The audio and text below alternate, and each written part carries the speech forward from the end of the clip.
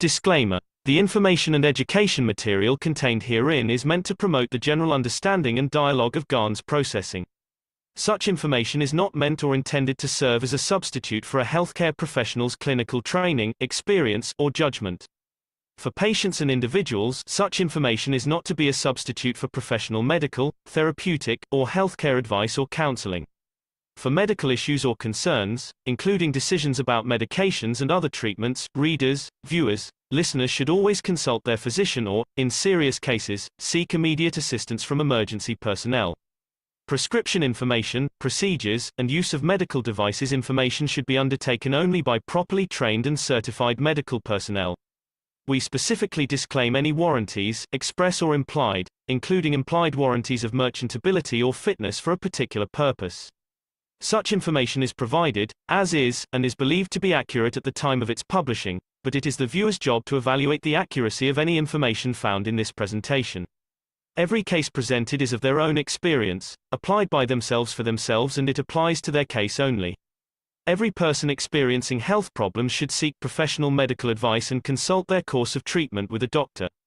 The processes of plasma balancing described herein are a natural process which supports the body but does not replace medical advice or therapies one is already subject to.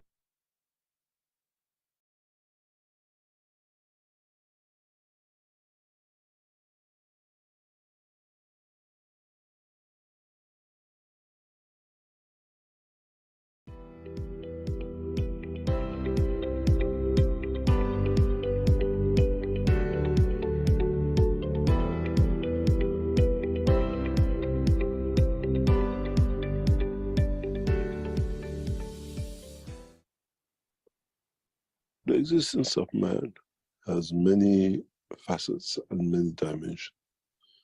Mankind needs to understand this, and then in that process, mankind will come to comprehend how his own creation has become fed up, giving up on the dimension of physicality.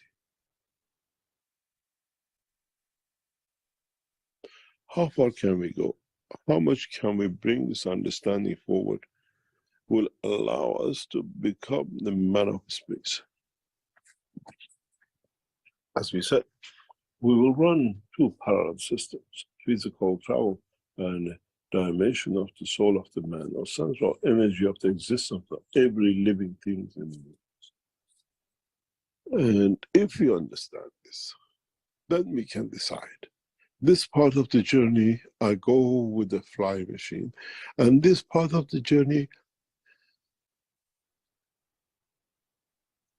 I go with the energy of the soul of the man and wait for physicality to arrive, but understand the dimension of the existence. In a way, the soul takes flight of fancy, and the soul of physicality will follow to join it on a given time, place, and position.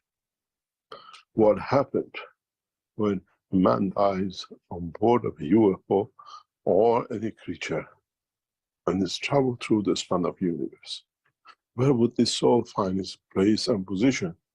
And where would the soul find its peace in a way, the position which was destined? Can we extend our lives to the understanding of this position?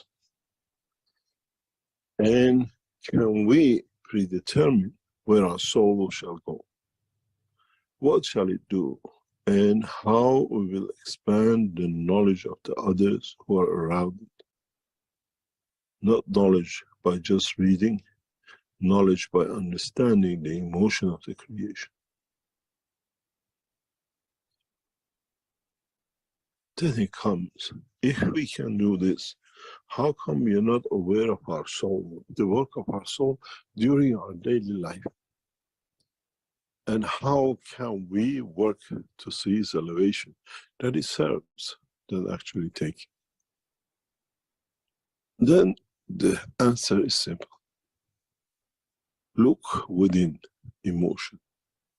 What emotion creates what kind of motion within your physicality? And do you trust what you feel? do you understand how you feel, and do you understand why you feel?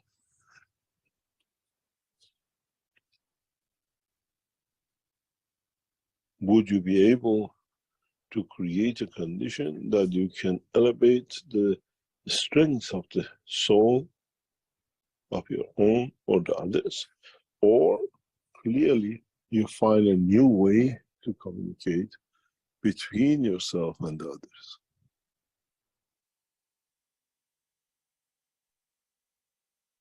In the coming time,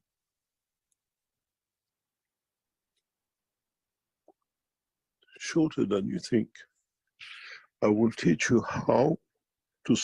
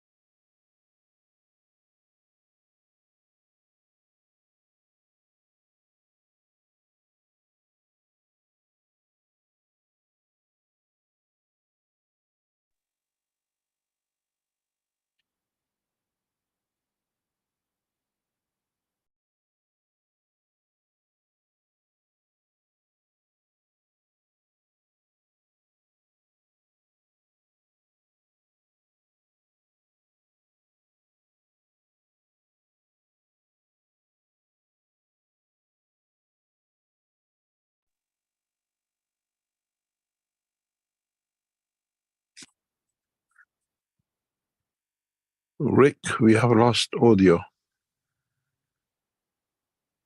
on the live stream.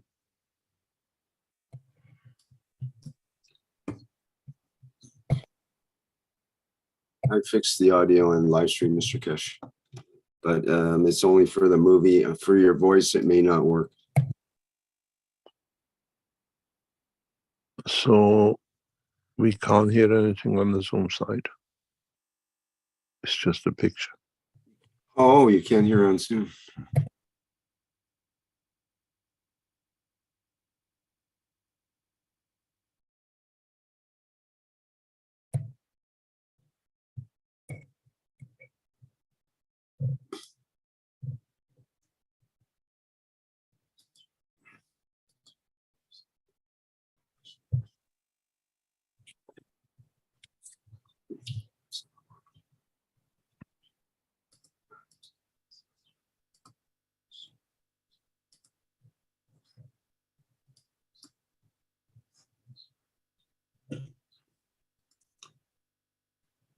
Sorry about that. Can you hear the audio now in live stream when I play it now?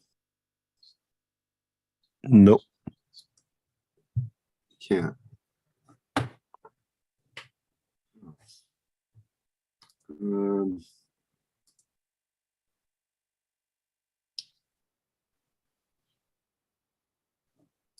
Try a different setting, and I'll try to reshare.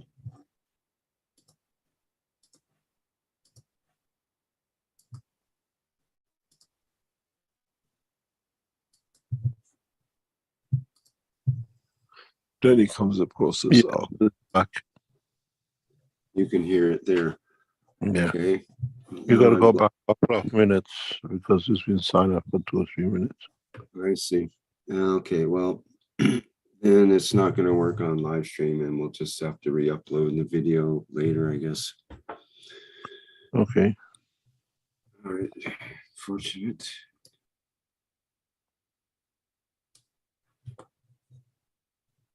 Okay, sorry about that, ladies and gentlemen. We'll replay part of the video, and unfortunately, it won't play through live stream unless I can fix it somehow, but it seems to kill it on Zoom when I do that, so I'll have to figure that out later.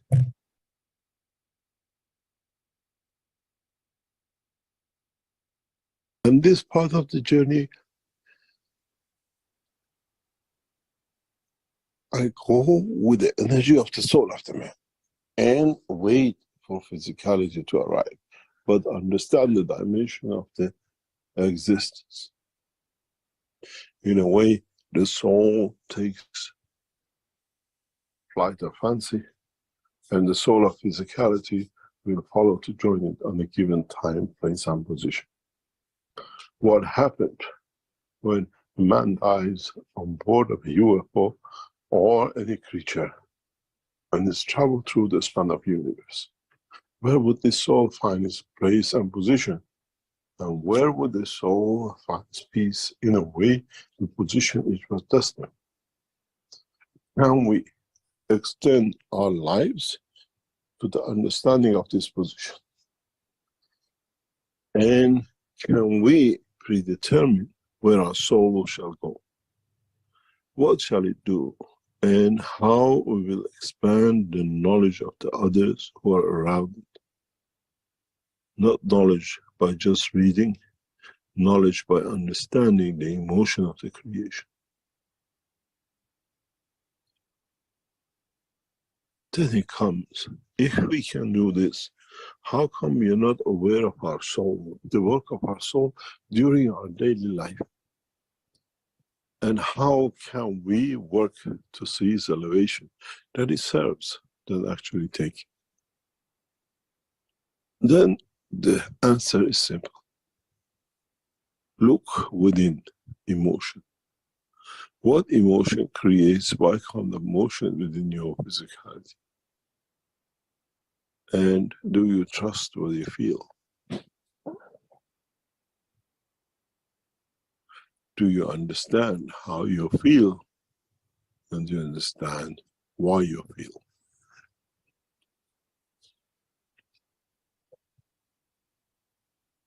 Would you be able to create a condition that you can elevate the strength of the soul of your own or the others? Or clearly you find a new way to communicate between yourself and the others?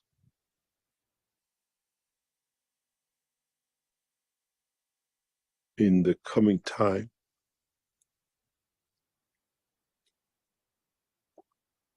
shorter than you think, I will teach you how to see through the eye of the man, and at the same time understand and see through the eye of the soul, or understanding of interaction of its fields.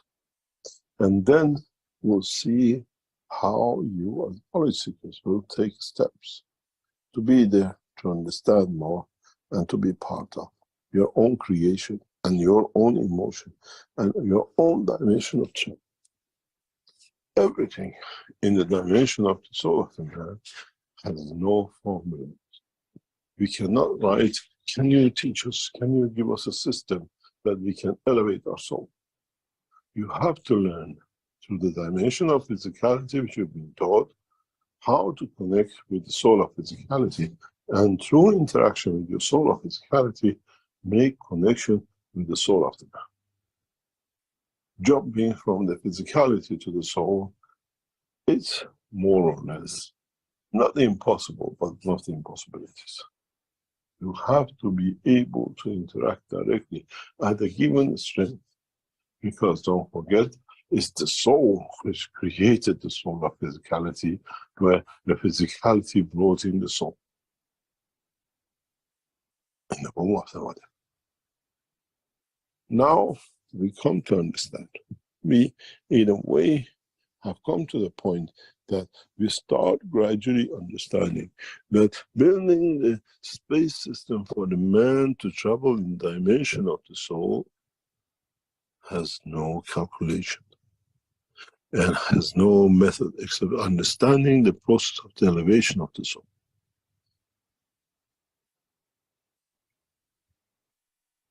Think how you, as a man, with all the teachings of past few years, been nourishing your soul from the environment of life. You breathe it, you extend its strength, you swallow it, you extend the same. You think and absorb energies from outside, still create a condition that you can survive. Then it comes the process of what's the reason for life? Why am I here? And how long more is left till my soul finds its home? Then maybe one day we find the answer to the totality of what is on the table.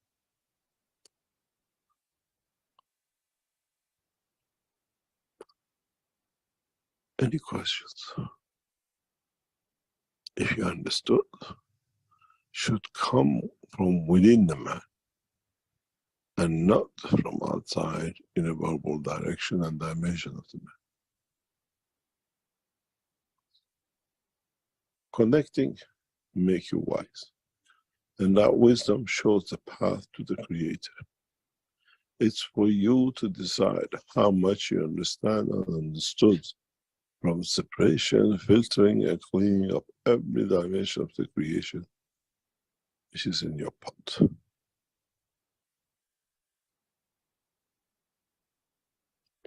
How much more man needs to know.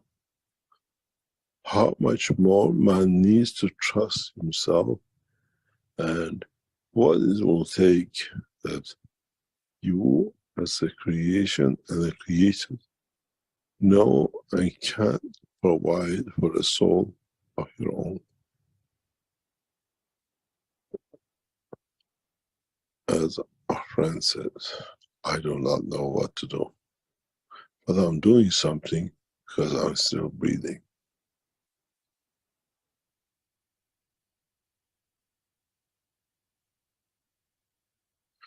In the process of understanding the creation and the creator, we have to understand, or at least comprehend, what is going on, what is feasibility and what is the possibility.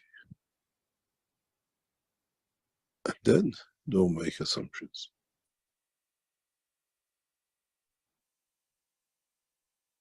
We have to understand the process of the creation. And in the coming time, systems will be set up for man to learn the process, to go through that training, the way you get trained how to drive, you get trained how to swim. Now, with understanding the process of creation, you learn how to swim in the ocean of the fields of the universe, not as a fish, not as a body, but as an embodiment of the energy of the soul of the man. Then you'll find that you will be going everywhere, but there'll be visual physicality in the dimension of existence where you were just being kicked out as the session is not about to happen, but it actually does. Does the soul of the man, has the soul of the man made the soul of physicality blind for it, not to show in the dimension of physicality to the man the truth about himself? And to what extent we have come to understand the truth about ourselves, the truth about our soul, the truth about dimension of creation of us. Today's teaching is enlightened in the dimension of the operation of our own soul and nothing else. Would it be from carbon 14 coming into carbon 12, and how much of it will be carbon this and that? The soul does not measure carbon and does not have frequency, and it does not work in what it decides to give. It operates in the dimension of what comes and where it has to go. It's actually a postman, it's a postbox, where whatever the other physicalities have done in agreement with their souls, my soul agrees for me to be present at a given time and place and position. Now we understand how we as a human being have to comply with the totality of the wishes of our soul, and not, as we thought, with the hunger of our physicality. Then, if you understand this, and then if we comprehend the separation between the two, then we will come to be part of the totality of the operation of the soul of our own in the dimension of creation. One day, man will understand, and one day, man, in understanding, will come to change his life. We are just in the process to create a dimension that you understand the operation of your soul, and not to be what we call a guide for you to use to move your soul when and where you want. The teaching is for you to understand the power of you, for you to understand the extent of knowledge of you about your own creation, that with it you create a new dimension for life. One day, man will become wise, and one day in that wisdom, man will see the truth. But till then, we try to drag the man along until he becomes wise to see the wisdom. Maybe today you understood, you have to understand, or you see the possibilities that will become reality with building, developing, changing, and doing everything possible for us to understand the operation of us. What will be interesting in the coming time, how humanity will start learning about his soul first, and then about his physicality. And to what extent he will understand by feeding the soul, he can feed the physicality the way he wants the physicality to move. So the soul of the man and the soul of physicality of man become unisons.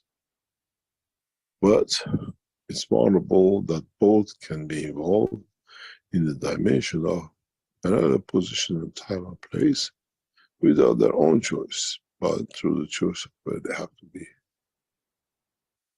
One day mankind will become wise to this, and one day mankind will become wise to understand the totality of the creation, which he himself is part of.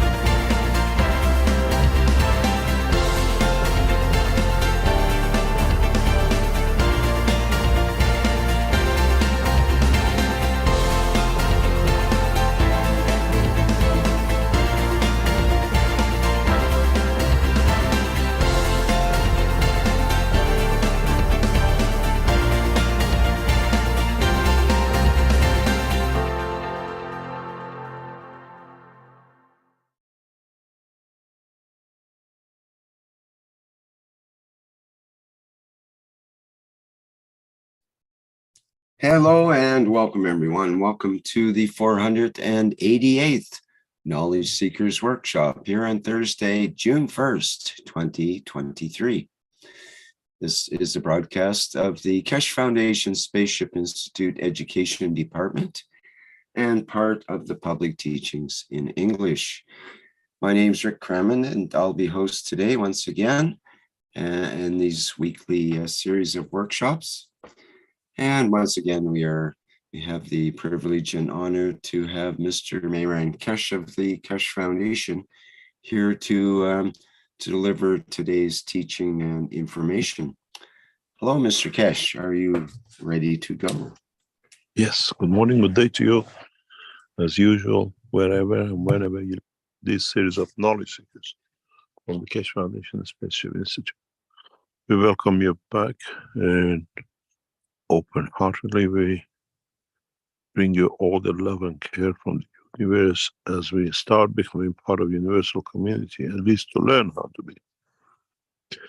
In the session of last Friday, in trying to elevate the soul of the victims of child abuse with the members of the Keshe Foundation knowledge seekers who were there, We started a tentative touch, as was said in the intro. We start teaching you how to see through the dimension of the soul while you live the dimension of physicality. In a way, we start teaching you to what you are used to as a dream to sleep to become reality in the daily life. It's like having two different mobile phones in your hand, one for one and one for the other. And this is important for knowledge seekers to learn, and important for humanity to learn, that you need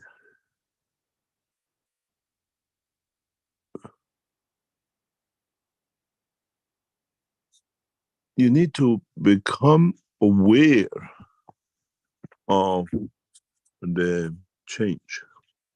You need to come to be aware of what you need to do, and you need to understand the totality. In a way,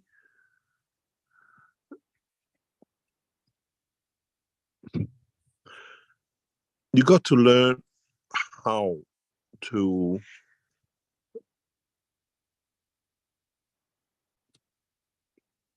understand you have two facets, two dimensions in the life, the physicality and the soul, and how to collaborate and how to bring the two to be as normal as daily physical life you learned.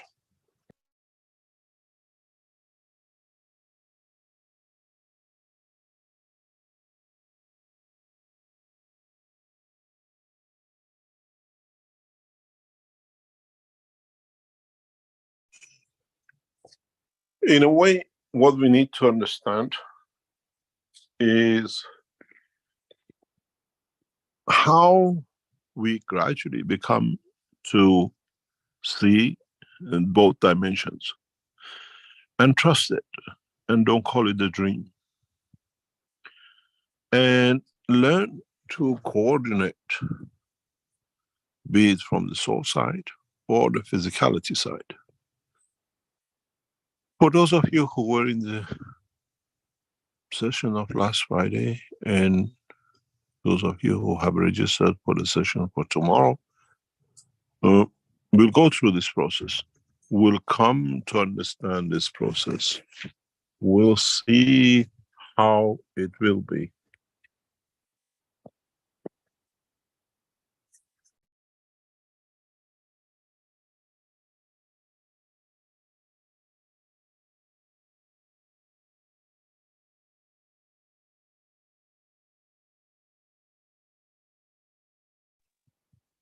And to understand the change, to become part of a normal life, to live in both dimensions.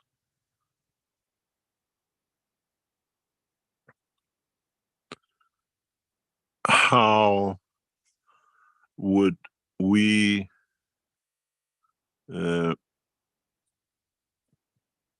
come to live with both, in both dimensions, come to be part of both in both dimensions, and once we can do this, once we arrive in the dimension of the soul in a given position, then through the same process we can call the dimension of physicality to manifest itself. And we need to go through this training, we need to go through this dimension. And as we started last Friday, and how we can see behind two curtains. We learn that when we are in the dimension of physicality, the first curtain is the dimension of physicality, the trees, the car, the person we talk to. And when we raise the second curtain, we interact with the soul of the person, with the soul of the entity. And as we have a common denominator in both structures, we decide what is the best for both souls to be in a given position or interaction. This process, as you see, is not going to be an easy job. This process of switching between the souls will be taught to the first 25 people who will join us in the first sessions of the 200. And this will be developed into the next sessions of the teaching and understanding. It has to be taught face to face in the first instances till more and more people learn how you raise the second curtain to see the dimension of the soul. It is part of understanding the structure and existence. It's not really opening an eyelash and you see the daylight. You could have your eyelashes closed and see in the dimension of the soul, but the dimension of physicality to you is closed. When you open the eyelashes, then you see the dimension of physicality. And this is what we said in all the teachings. You cannot lie. You will not be able to lie in that dimension because you see both. You are aware of both. And this will become one of the biggest challenges for man. Because physicality cannot do something wrong where it's aware of the soul is with it. Physicality cannot cheat. Physicality cannot bring the dimension of what I call what suits me better, forget the others. So in this sense, we come to understand, and in the training to come, to live in both dimensions. Then we learn we do not need to sleep to dream. We live the dream of reality at the same time. The first times you try this, it's not easy. The first time you try to, as I call, raise the second curtain, which opens up during your time of sleep, and you call it a dream, is not an easy job. Because it brings a lot of confusion. What am I seeing? In the dimension of physicality, I see the door, the car, the man, the dog, the cat. Here, I see just light, dark light, with the stars, with different dimensional shapes and colors of the stars. And those dimensions, when interact with the physical dimension, changes into personalities, the mom, the dad, the dog. And then we come to understand, we see beyond. You get on the phone in the physical dimension to the man on the other side in India trying to sell you an item, which he knows is wrong. But now you learn to go through the dimension of physicality and you see his soul says, no, the physicality is wrong, what he's saying. Then you know the truth. You don't need to wait to buy the product and then find out, oh, the guy lied to me.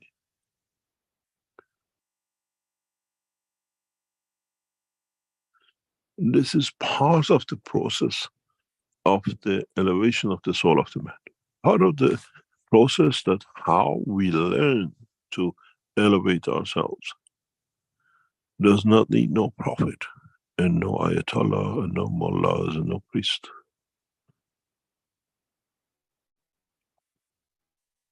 Then it comes to the point that you reach to understand that you read, you go to the church and he says, this is what Christ did, blah, blah, blah, blah. You switch in the church to the dimension of the soul and put yourself at the level of the soul of understanding to the soul of the Christ. And you ask, did you do such a thing? And then you find out what is the truth. And then that's the time that we say, you put the book down and you walk out of the church, because you don't need no false intermediaries. This is the beauty of it. It's the same when you stand in front of the lover and the lover tells you he or she loves you, but actually the soul and the physicality is engaged with another soul and physicality, just passing time.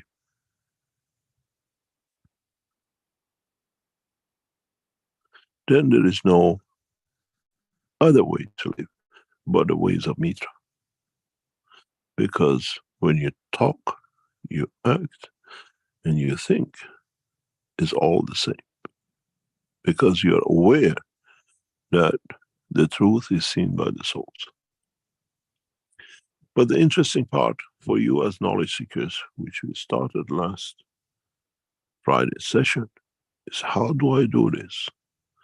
How do I reach this point to be able to raise the second curtain and be able to live the dimension of physicality? This goes back to what I always said. Man lives a schizophrenic life with two characters. One, the character of physicality, and the other one, the night shift character, we call it a dream.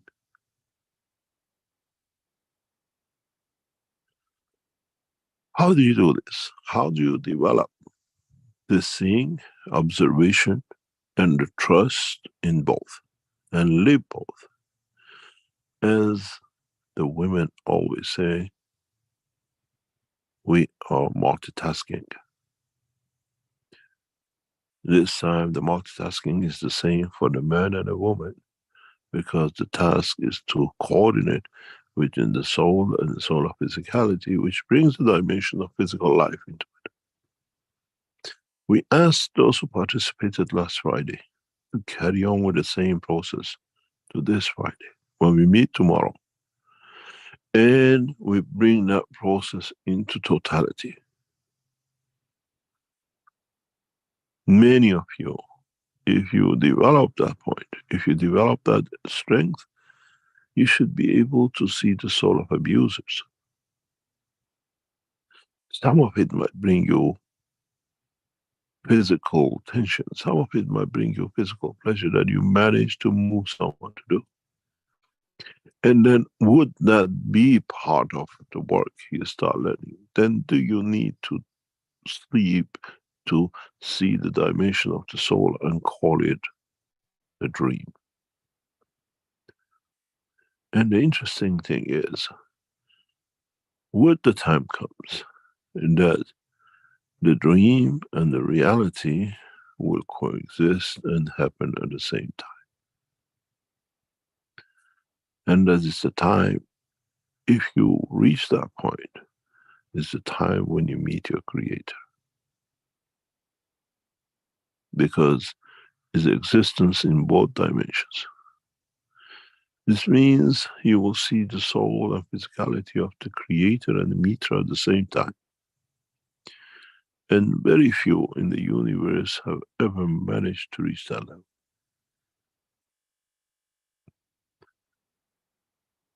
Very few.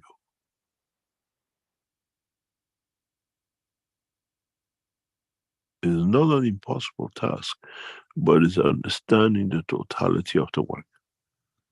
And does not need no intermediary. We don't tell you to listen to us to do this and that and that and that you see and you get this and this and that and you get to your heaven, or you get to resurrection and you get to the creator and the rest of that, what I call rubbish, which has been put on the table. You decide. You are the beginning and you are the end. You see both dimensions. You see both physicalities. And the interesting thing will be, a lot of you will not talk about, oh, I thought about it and it happened. No, I talk about it, I thought about it, and it did happen, because my soul brought the soul of physicality to get the physicality to what the soul wants, and in another point, the soul of physicality gets the soul to do what the soul of physicality and the physicality wants. You don't need to write a letter to the lover to say, I love you. You pass that to the soul of physicality and to the soul of the man, and the lover says, I know you love me and I love you too.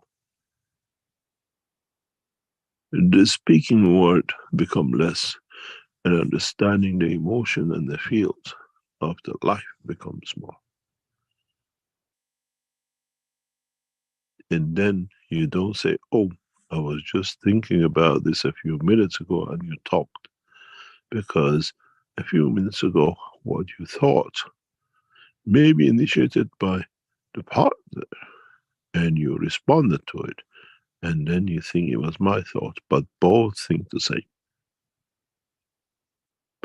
When you meet your true lover, true partner, true what I call soulmate, is the time when you reach that point. The speaking word becomes that rose flower to confirm the confirmation of the soul's conversation. Then will come the same, the reverse. When you hug each other in the soul and you find the physicality hugs too.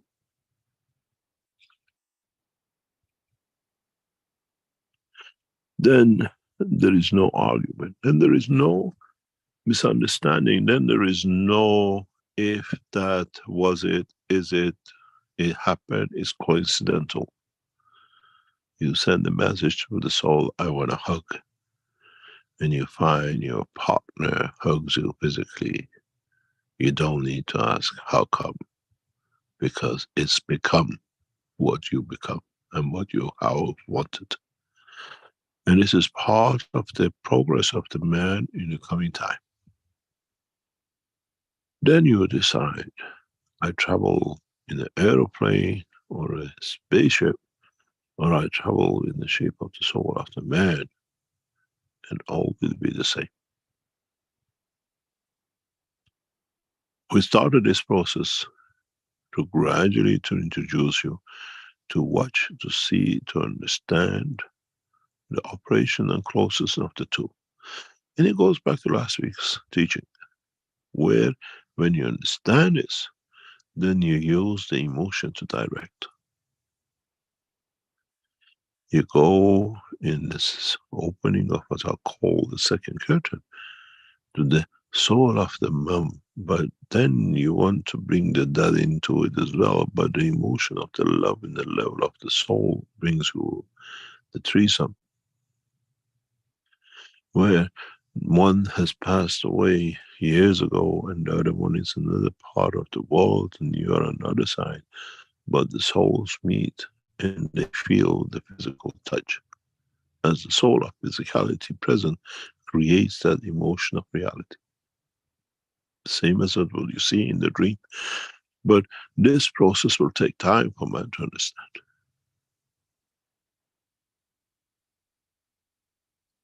How you open that curtain. With the physicality, we open our eyelashes. And it opens, we see the dimension of physicality. How do we open second curtain? That through the same eyes, we see both at the same time and feel the emotion of the two. The emotion is the only connection between the soul of the man and the soul of physicality. And when they become one, then you see everything at the same time. You see a man is standing in front of you, and you're aware and see the soul of the man within a man.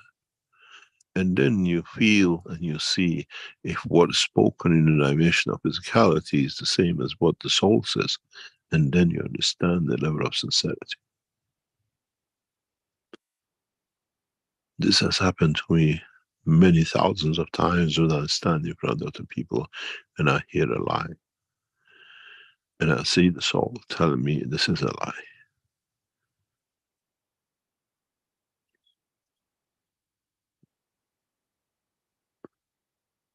And you do not need to be present in the dimension of physicality to understand it.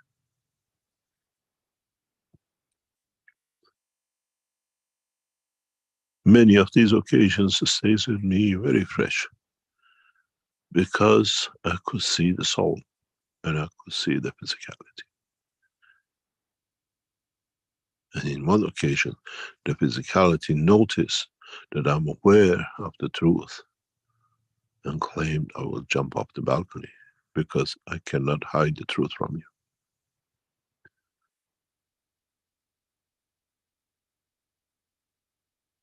This is the way the truth is. This is the way you learn, because you look at the person in dimension of physicality and you open the second eye. You open the same eye in the second energy level. It's not an eyelash. It's like you create a transparent curtain open that the light can shine, the light of the soul can shine through. And in the interaction, you see the color of the eye. You see the color of the soul, and then you understand.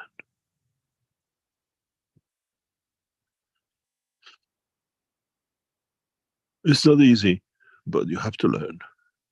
If you want to live the dimension of universal life,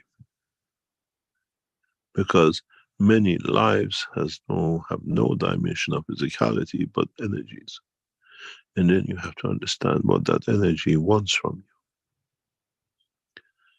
And if you understand that, the biggest question will come for the man would be a place and a position for a virus, for example. As is an energy pack with its own intellect, with its own soul. And you know it's there. It can harm you or it can come to you. And then it comes to understand, do I need to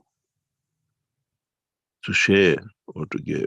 Or do I decide that the touch will become my own demise? Then it comes to something very interesting, which I put to you in one of the teachings in the past, but maybe today you understand. And in some of the teachings, I refer to it in a very tentative way. Viruses are energy packs which attach to amino acid. They exist in the dimension of the universal community where the physicality does not exist, as we have no amino acid, that it can be contaminated in the universe and we get bacteria and the rest. Then the question comes from many of you. Why, for example, some of you never got the corona? And some of you did, and you battled with it. And some of you, become submitted to it and gave the physicality to it. Did those who did not get the corona in the soul level understood the share of the energy, and in that level never came in touch with? Did some of you who got the corona and shared the dimension of the energy of the virus agree to share, but I stay alive and you take what you like? The question is, 2 points will rise for man, because this is how you will interact in the space. energy packs which have intelligence, energy packs which are in the dimension of the soul, and the soul of physicality is within them. Do I need to interact with you? And would your interaction with me brings my demise? Or we can come to a point that you can take what you need from me, what I need from you, but at the end, we both separate with our own energies.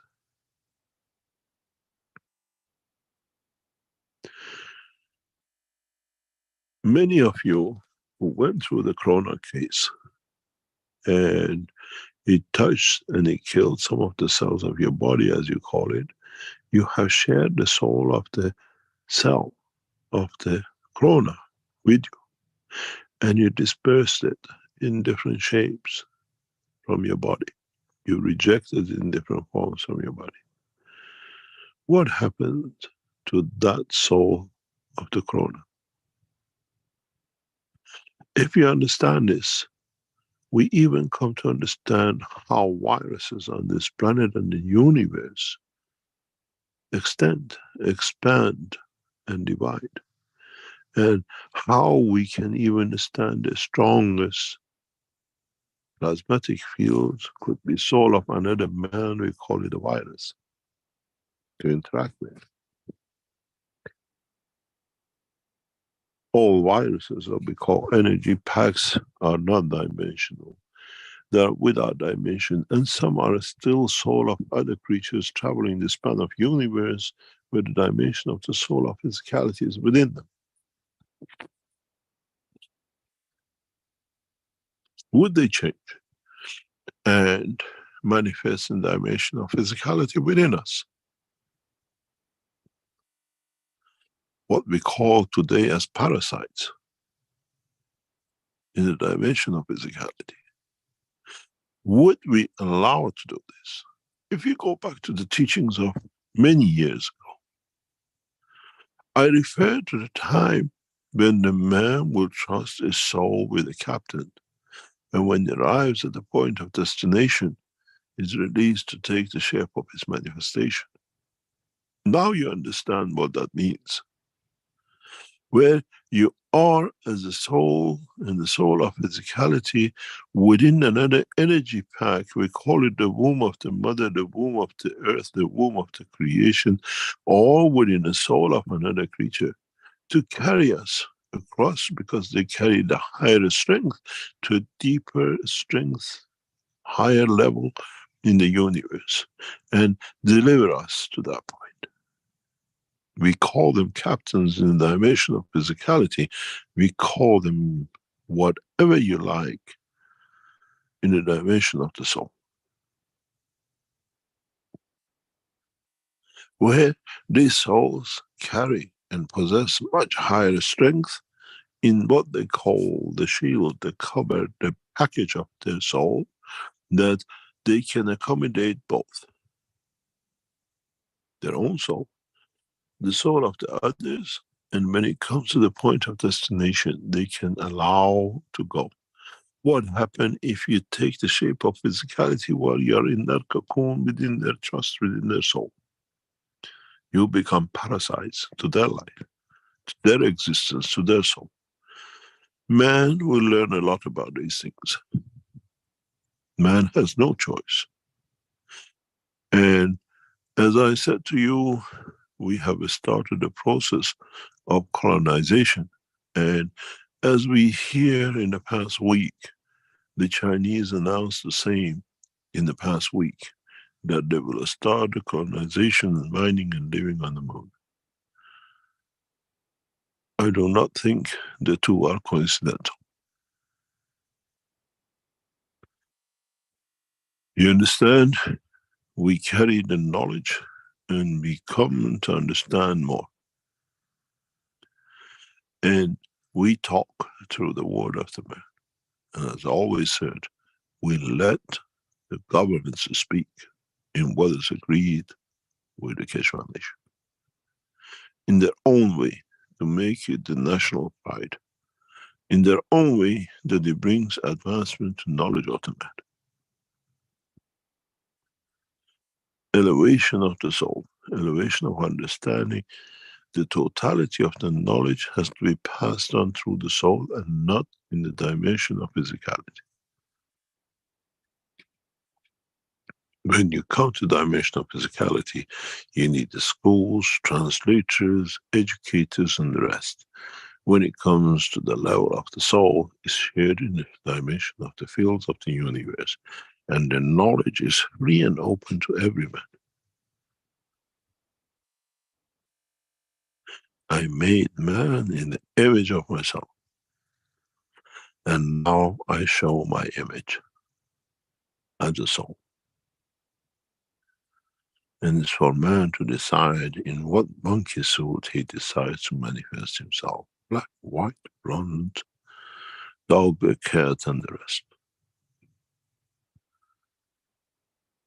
Try to understand, try to comprehend the knowledge of the two coexisting within the same structure of the dimension of physicality. Then, when the time comes, you allow the soul to take over, and when the time comes, you allow the physicality to take over. And then there's one interesting point.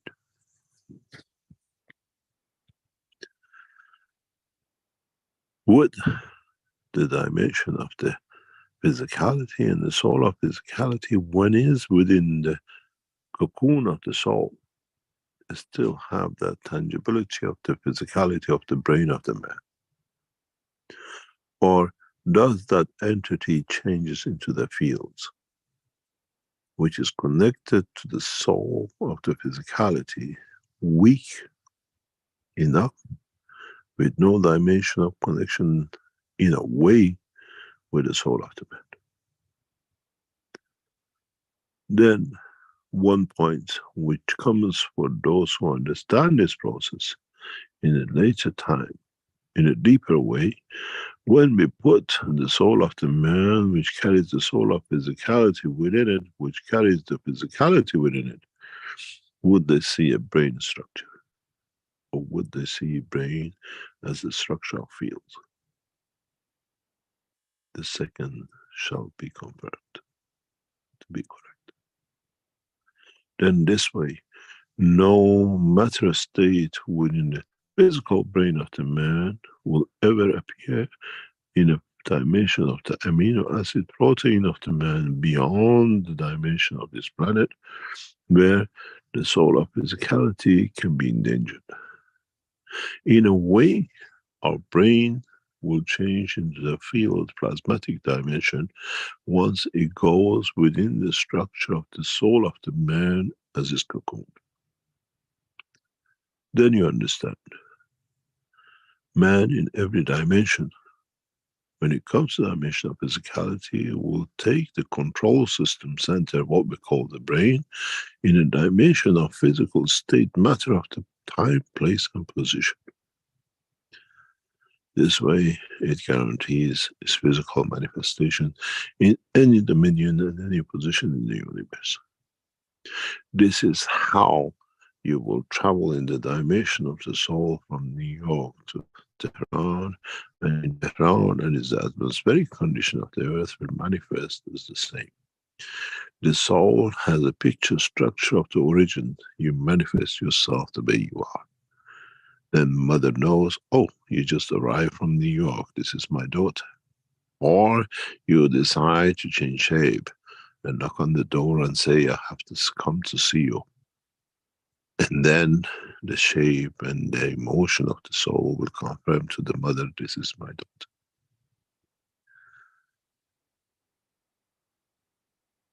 It's interesting when the physicality changes, but the soul sees through. I have tested this a few times, and it's amazing what it does and how it manifests itself. Does not matter what shape and color you manifest yourself in.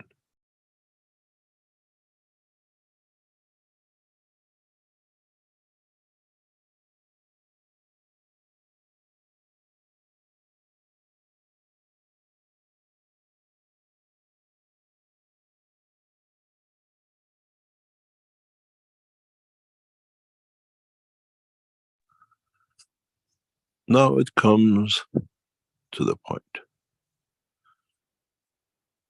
In how you as knowledge seekers and those who listen to these teachings in the coming time learn to switch. Learn to raise the second curtain, as I call it. Or in a way create and go through the shield, magnetic fields of the second curtain. If you go back to the teachings, in many simple ways, I have explained to you about when you go to sleep, your blood pressure, your magnetic field of your blood reduces in strength, which allows the soul to expand and pass through and become the interaction of the souls. You call it a dream. Now we understand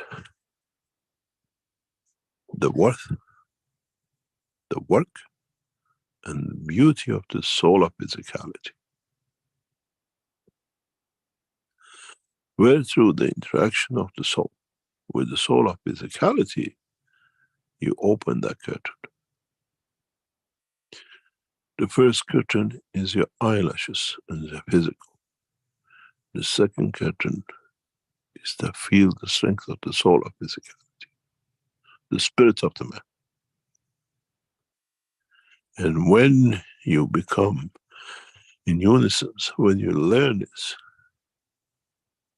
through the wishes of the soul and through understanding of the soul of physicality, the second curtain will open. This will take time for man to learn. What is the dimension of two fields, and what is the wish and the dimension of the field and matter state motion of the eyelash.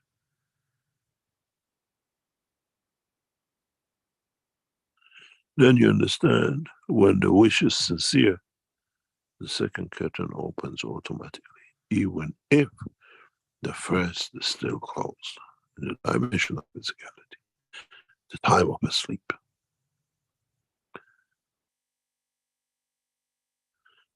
Mankind needs to understand this, and mankind needs to be aware of the totality of the existence of both. Then you come to understand. Then you become wise. Then you start the process of living a true life of the man, a true dimensionless, a true passengers of the universe, a true way that many, many of you wish to have, that you don't call it a dream, and the dream becomes a reality of physicality to walk. In a way, you open the eye of physicality while you understand and control the dimension of the strength of the fields of the soul of physicality, which takes that curtain away and allows the man to see at the same time.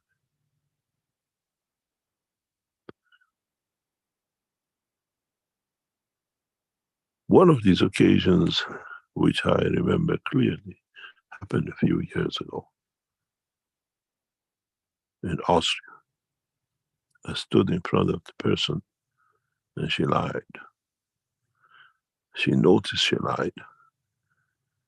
And the only option she had was to take the dimension of physicality and claim. Because you cannot lie through the soul when you see through the soul. This is how I knew there's been an adultery and betrayal. Because the soul of physicality spoke different than the soul of the man. And what I call the doer became aware of the wrongdoing and cannot lie.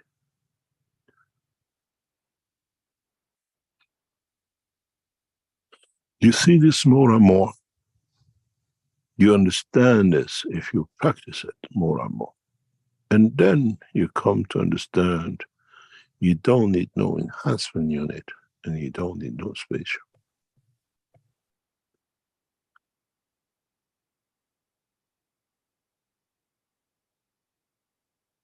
You come to understand I can raise both and see both.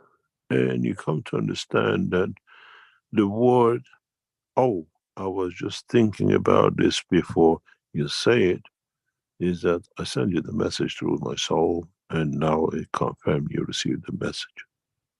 It's like confirmation of email has been received. And then you can extend this with your lover, with your partner, with your child, with your friend. And verbal language, it becomes the pleasure of confirmation of the understanding.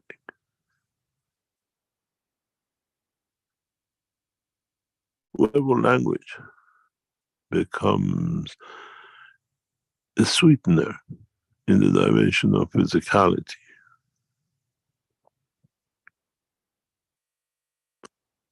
It becomes that message in a bottle which has been read and responded to. But this time, the message you send in the bottle of the soul was received by the soul, and the rescue was already confirmed.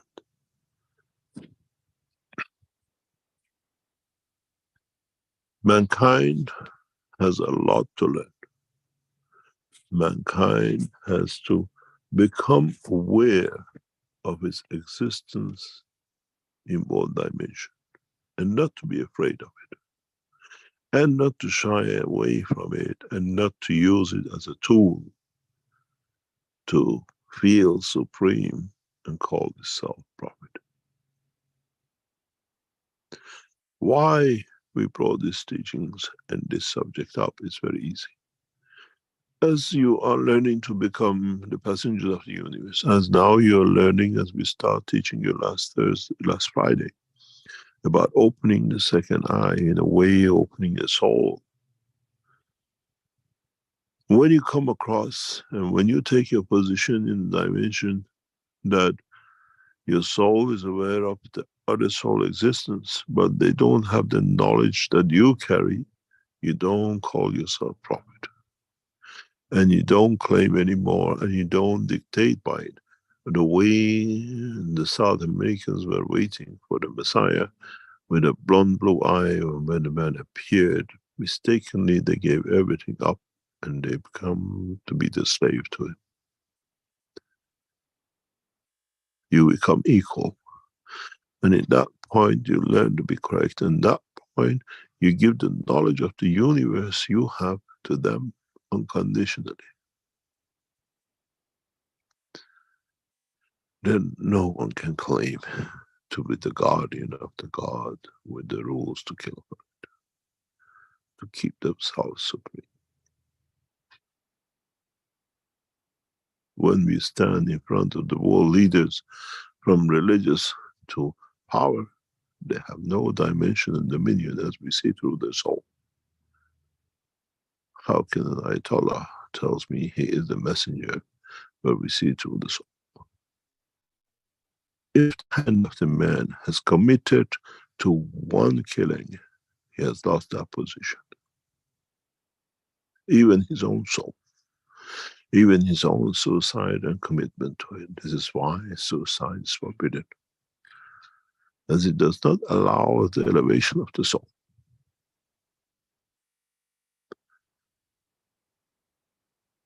Then you understand why it's been said that no man will take the crown of leadership, as in leadership you have to decide on the lives of the man.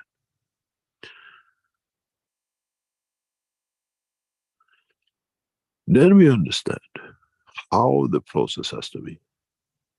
Then you understand that there is no king and no leaders, as we are all equal, as we king and control and lead our own soul towards what I call the final destination. And if we reach that purity, we manage to see the soul of our Creator. And the physicality of the Mitra is a universe. And made man in the image of myself. If your soul is in set, an interaction with the dimension of the fields manifests itself as the soul of physicality, and then the physicality of you, then you understand the soul of the creator is within, and the interaction of the fields of the self leads to the manifestation of what we call the soul of physicality, which is the essence of emotion, and the physicality, which is mitra. As is said in Arabic, Assalamu alaikum wa rahmatullah wa barakatuh. This is the beginning and the end. As by dimension of the physicality, we bring the essence of the confirmation of the soul to be within, as there is no physicality if the soul was not there to radiate and create the emotion.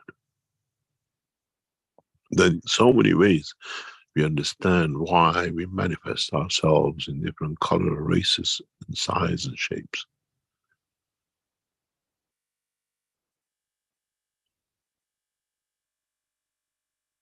As it comes from the love of the Creator and from His giving.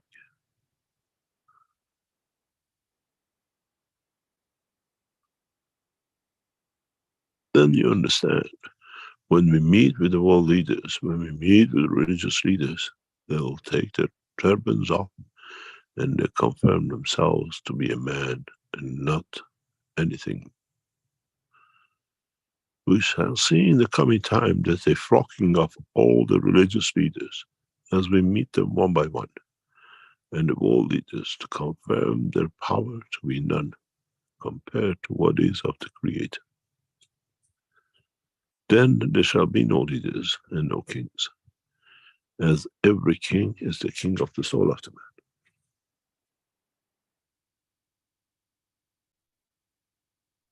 I will try to understand and try to practice, because it's not us anymore. Is you and us, as you and your own soul and the soul of physicality and dimension of physicality of you. As we are no prophets, we are just teachers. We teach you the way. It's for you to bring the prophet to the existence of your soul and its expansion and its elevation.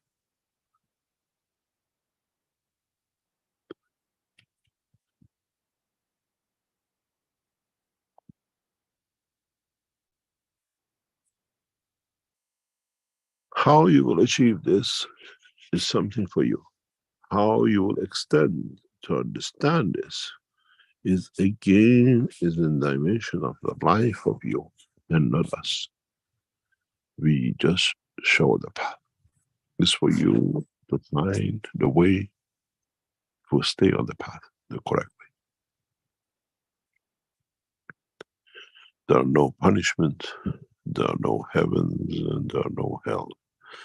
It's just how closer with your actions you get to be closer to the soul of the Creator. Then try, close your physical eye. And then try to bring the emotion within you that interacts with your spirit, or what you call the soul of physicality. That through you see the light of the soul. Then you will see darkness, because you have to go through the passage of the extension of the soul of yourself. That's normal. If you stay on course, you will see the first lights, the first shining souls. And then you open up to a new dimension. And then you hear every knowledge in the universe and every voice in the universe. And then as you connect in the dimension of the fields of the universe, you can choose the mother, the friend, the lover, or whatever. Even the soul of the person in front of you lying to you.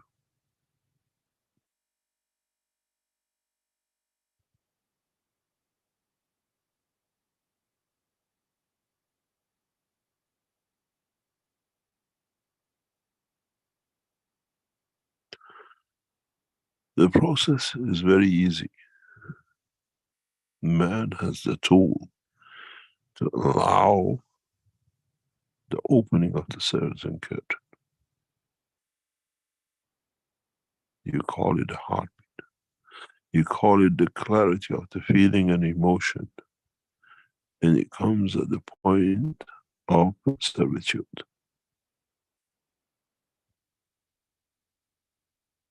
I open my soul to give, to bring. I don't open my soul to take and to steal. And it's very much like, you see, if the light is white coming to you, or you see the light.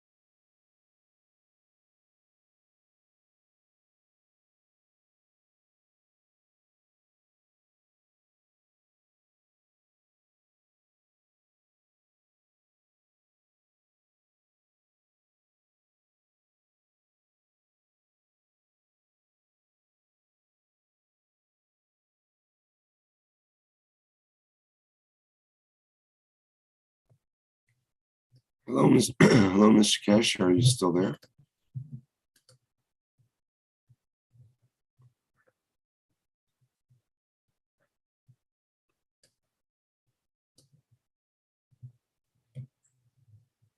Okay, we may have temporarily lost. I think we've lost temporarily Mr. Keshe's microphone on our broadcast here. So bear with us a minute and it should be reestablished. We've also lost the audio on live stream, so we're no longer able to broadcast on our live stream feed. Until we get that fixed, I'm not sure what the issue is there.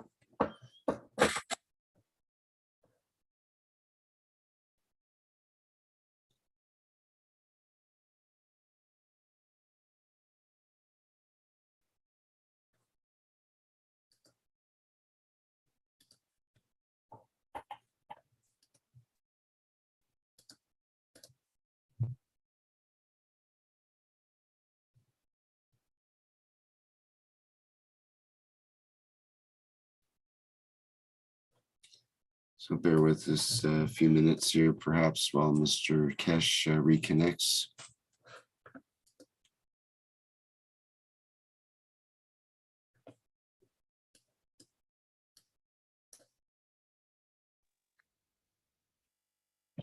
Sorry, I'm back. I had to accept a very important call for the foundation. Now you understand the process. And now you understand how you have to do it. You have many, many ways to raise or to open or make it transparent, doesn't matter what word you put to it, to see through the soul. In the physical dimension, you have the eye holes and the body has got used to it. It's a less resistance point of field transformation. When you're in another dimension, when you're in another position, you might not have eyelashes. You might not have the position of the skull to block. According to the time and position and the place will be different. But once you learn the process, does not matter where you are and how and what shape you take. You can even be a stone and still see through the eye of the soul of the stone. Does not matter how that stone is and how big it is. It could be as big as a planet and a star itself. The soul of physicality, the soul of the man, the soul of understanding the totality is the responsibility of every man on his own, and does not need no prophet and no mullahs and no priest and no rabbi to tell you to lie, to suit them, to see through the eyes that they can steal from your soul.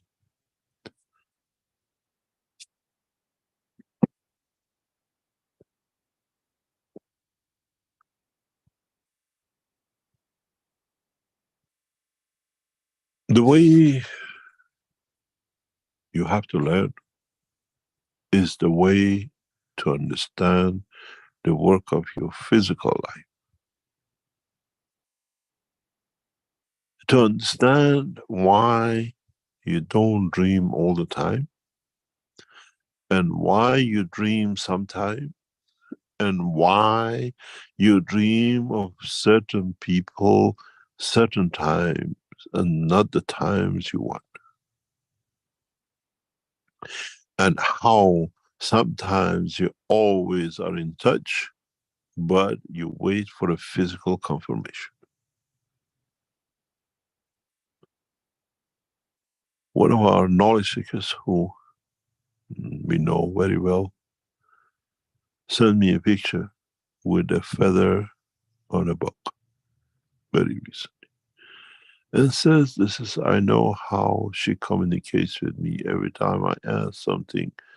Something appears that it confirms for me that she's listening to me and she understands. And my answer has been, it's you who have denied yourself to see it. So she sent it to you in the dimension of physicality. Understand the physiology of the man.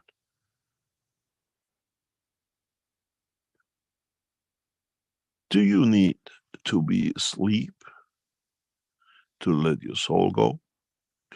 Or how come in the dimension of the time of what you call sleep, the dream comes?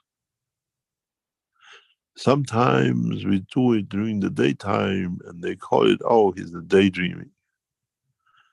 Should we change this? Is the soul working and not a daydreaming? It's not a dream. It's the reality of the time and the space where the physical condition of the body of the man in the magnetic field, the strength of the given time and position allows the opening of the second curtain. We call it the second vision, but in fact, it's the interaction of the soul of the man with the dimension of the other souls. We have created many names for the same action,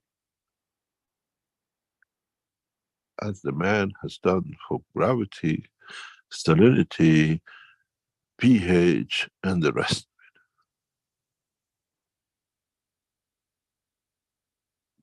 If we understand this, and we understand the process of how we can coexist and create the motion and the removal or a movement of the eyelashes at the same time as the time of the soul interaction, then we understand. We live both. In the world of science, we do this when we are born.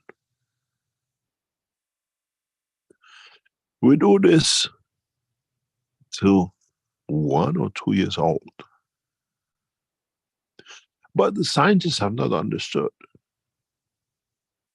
And they connect it to different chemicals in the brain of the child.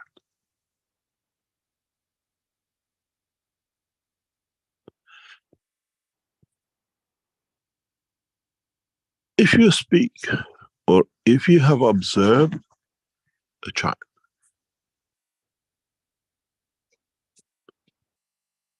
you see the child does not flicker their eyes so much.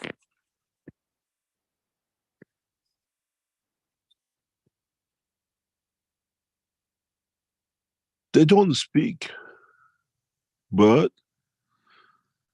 when you speak to someone who is doing something wrong, or the brain, physical dimension is processing things, they tend to flick their eyelashes. Children, babies, infants don't do that much.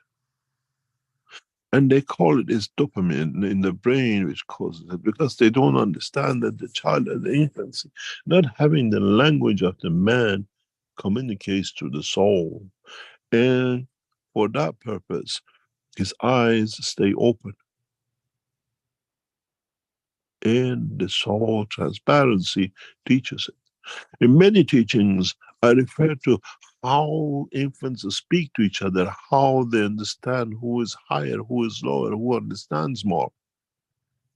One could be Chinese and one English, and one could be African and one could be South Americans.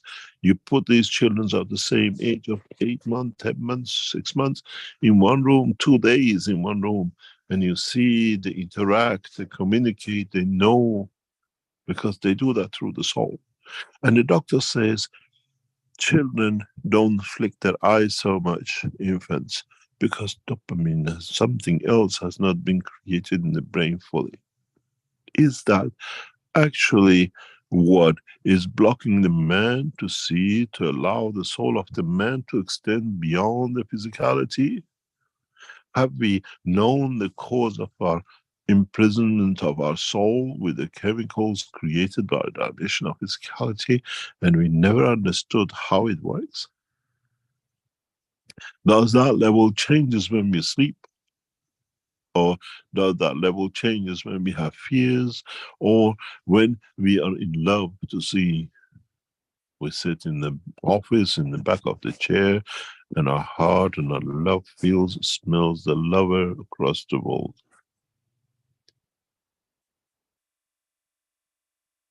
Then we know the way how to pass, to go through the second curtain, what I call, through the dimension of the soul of physicality, that the soul of the man is.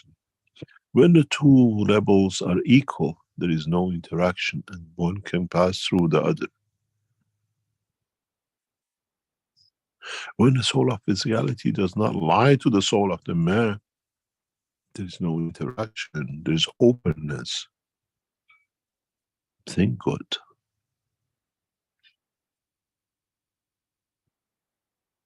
The first rule of Mitra.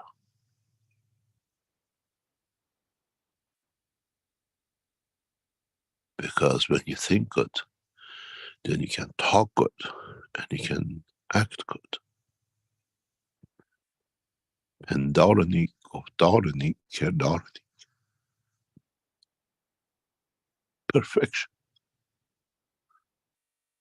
Then you see the universe is open to the man, and man has been the man of the universe from the second of establishment and the existence of his soul. Man has denied that with the eyelashes of the physicality. You've been the passengers of the universe from the time of inception, but you chose the dimension of physicality and the eyelashes and the nations and the planet to be your prison, to be the prisoner of your physicality.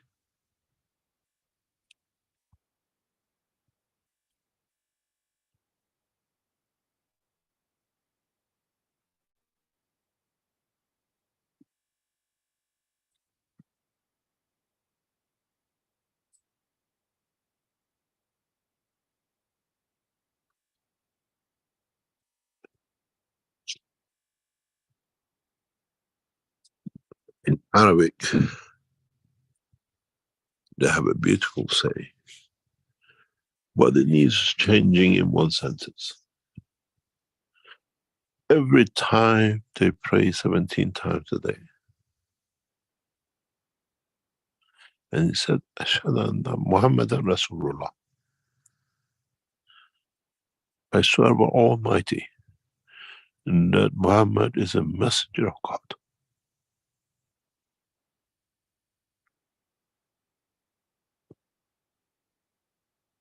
Change the Muhammad to yourself.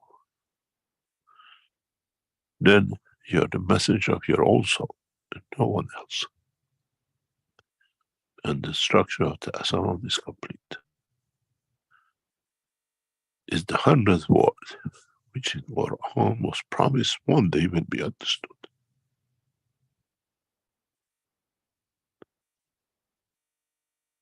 And this is the attributes of existence.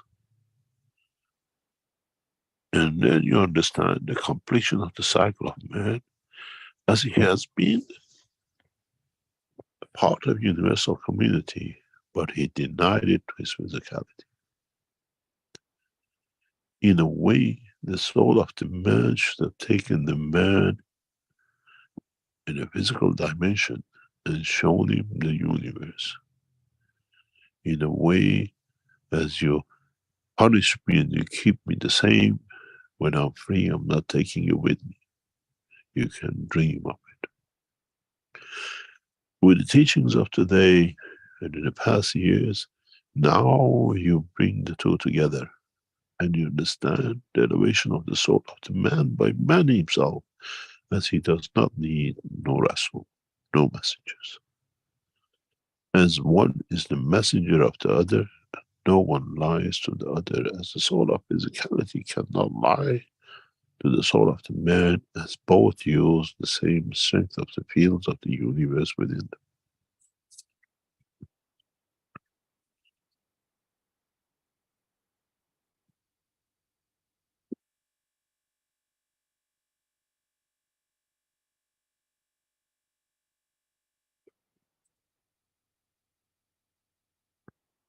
We go for a break, we come back.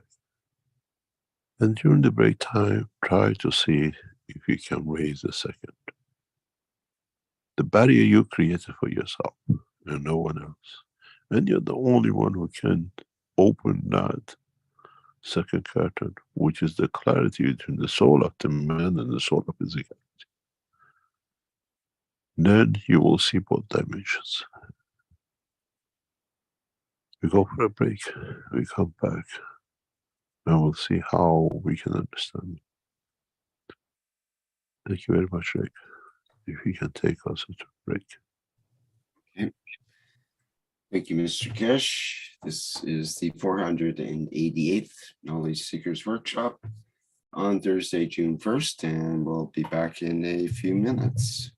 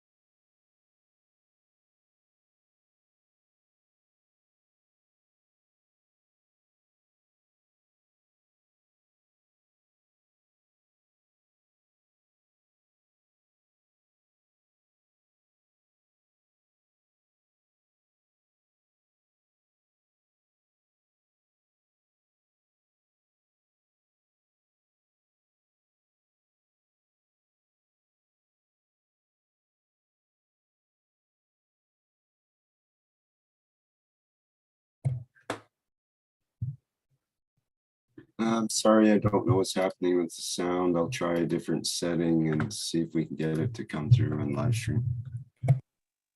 Just try, it's okay. No problem. Can you hear it now? Sorry, can you hear it now?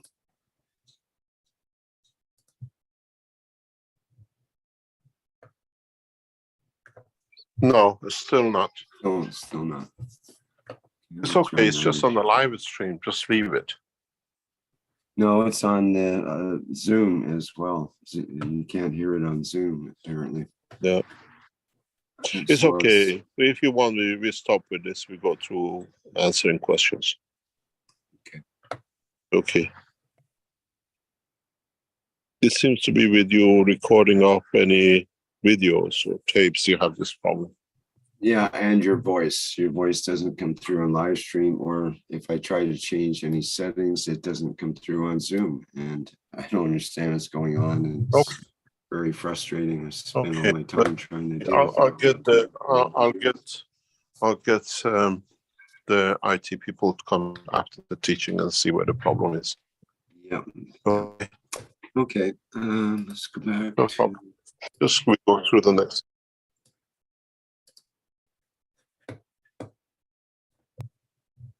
Okay, so if you're ready, Mr. Keshe, maybe we can take questions.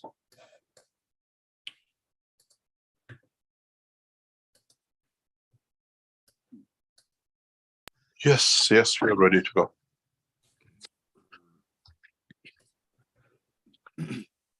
Okay, we've got a few questions in the Q&A here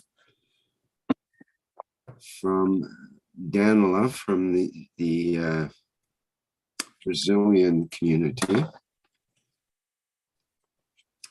He says, my daughter had her wisdom tooth extracted and it is in perfect state. My question is, can I make GANs from this wisdom tooth of my daughter with the purpose of making GANs patches to help other people that have problems in their teeth, such as loss of tooth enamel, bone loss, etc.? How do you answer this? No, but yes.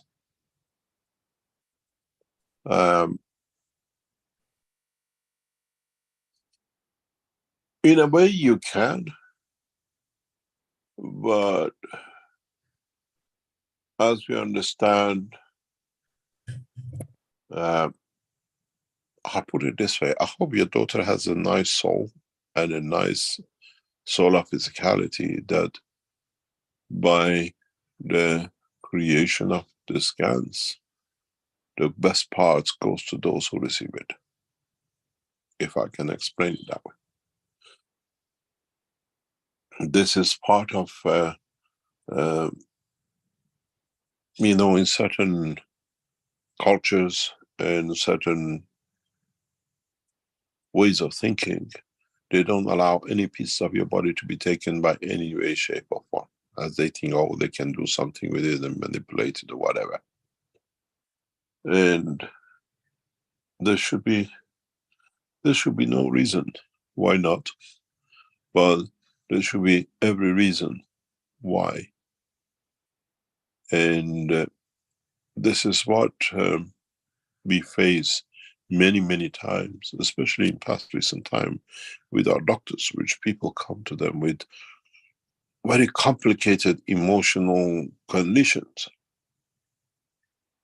where I was present in one of these conversations and our doctors in the background, they know what I'm talking about, they were there,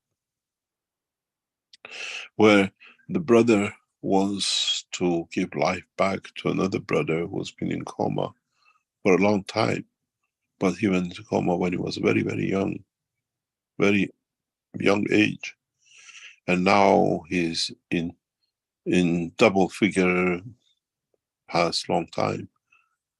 And I put to them one moral question. I said, you want the brother back. The technology of the Keshe Foundation can give that position.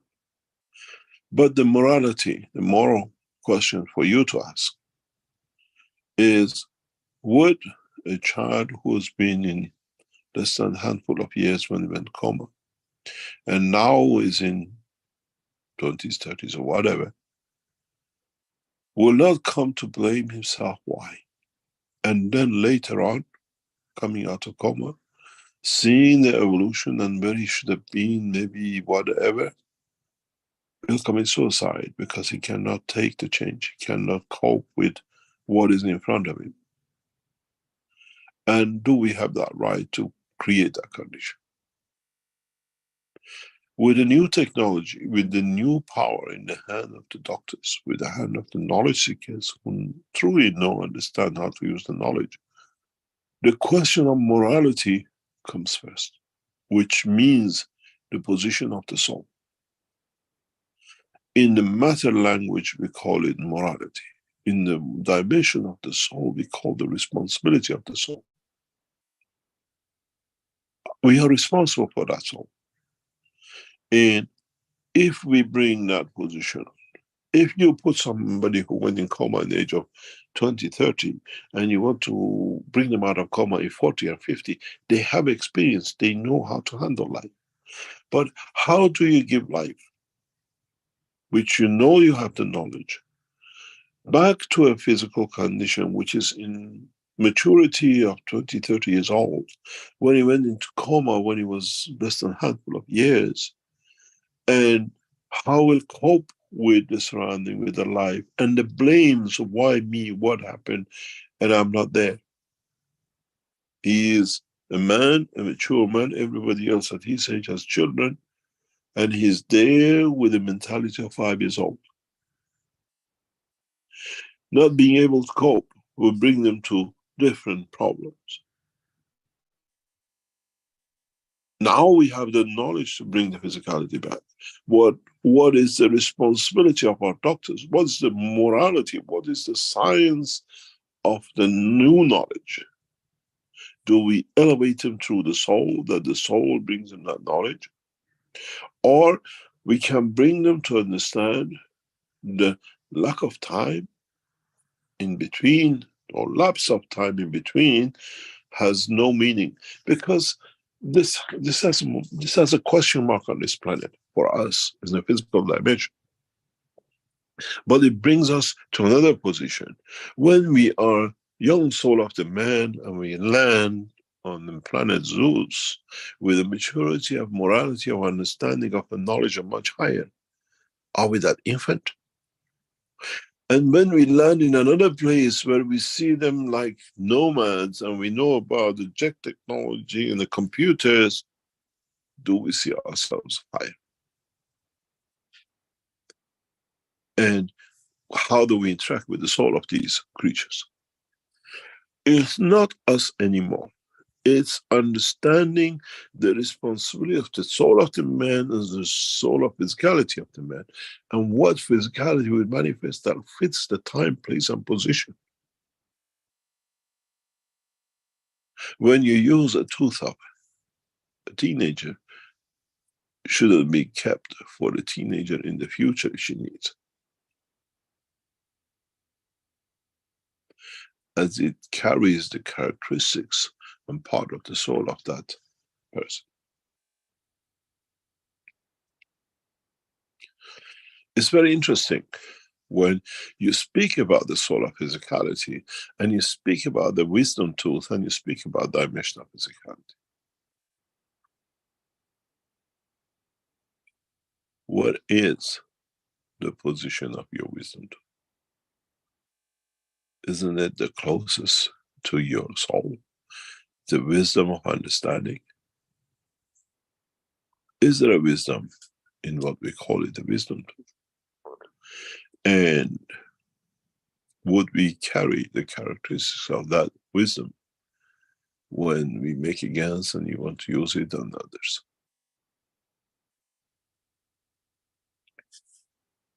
It's what I call with a new knowledge. We didn't have this problem till you put the question on the table. But it's not a problem, it's understanding the situation. Understanding that it's not just a tooth anymore, because that tooth, in the word of Baha'u'llah's name, is a physical dimension, is a matter state, and he has a soul. And that soul is created through the interaction of the soul of physicality and the soul of the person together. We do heart transplantation, we do liver transplant. Now with the answers, do we do the soul transplant?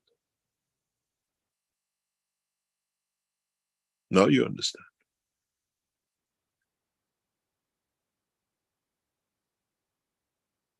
This is why in the Keshe Foundation development stage, we have moved away from the soul, from physical materials into the dimension of the fields, then we are open, we are not connected.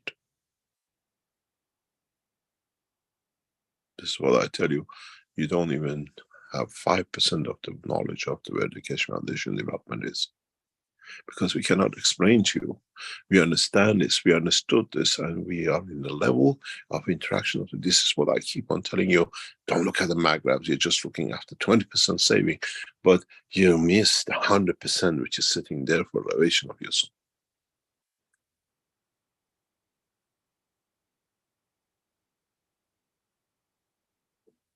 You breathe the air to take the energy from it to elevate your soul. You eat the food to take energy from it. With the your body of the man, physical dimension muscle is connected with copper. We made the magraphs from the copper, which fastens the elevation of the soul of physicality to elevate the soul of the man. And you're still looking for that 20% waste of time, energy of physicality.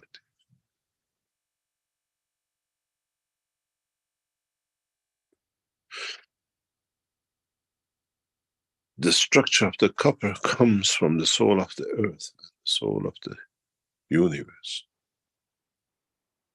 And you're still looking for that 20%, 30% energy saving, where you have denied your soul from the opening to the universe. You feed yourself with the matter state. I gave you the resources, the basis to get that energy for your soul, and you're still after that whining, left and right. Maybe you understand.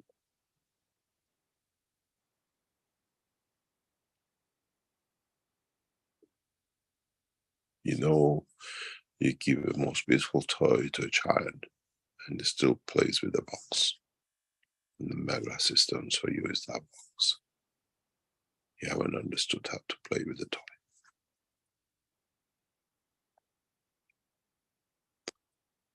With the new knowledge, as knowledge seekers, you have to learn to look at the broader spectrum, the totality, and not to fit the physicality. And you do the heart transplant, and people say people's character changes because the soul of the one which created the heart which is transplanted is moved with it. It's not far from reality. Then do you have the right to put that wisdom tool to the others and transplant part of the soul with it. We are allowed, we are freely allowed to do so, but are those who are receiving it are free to receive it? And is the soul of that tooth, whatever, has reached the point of maturity of servitude, or is it still in abusive mode? Now you understand.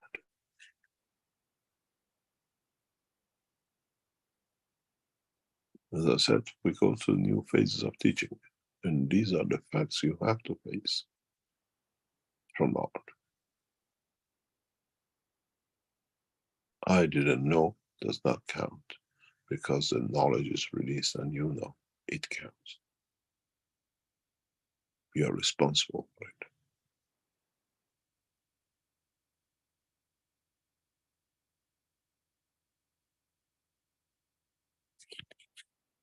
Any other question?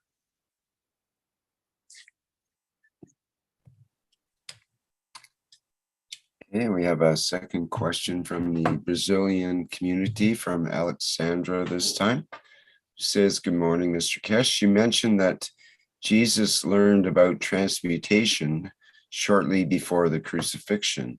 It is reported in the Bible that shortly before, more precisely 40 days before his crucifixion, he was with some apostles on a mountain, and the episode of the Transfiguration occurred, where Jesus was enveloped in a very strong light, and Moses and the prophet Elijah appeared at his side, and they talked in front of the apostles. My question is, would Jesus' encounter with the souls of Moses and the prophet Elijah have been the moment when transmutation was taught to him? If so, would the apostles have understood anything?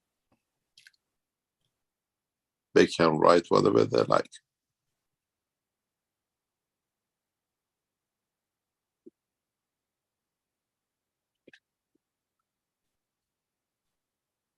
It is many of us in the dimension of understanding the totality only receive the knowledge at the point of need and not before, because then we affect the course of action, or we premeditate not to be. If this was true, if this was correct, Jesus would have never allowed himself to get to the cross.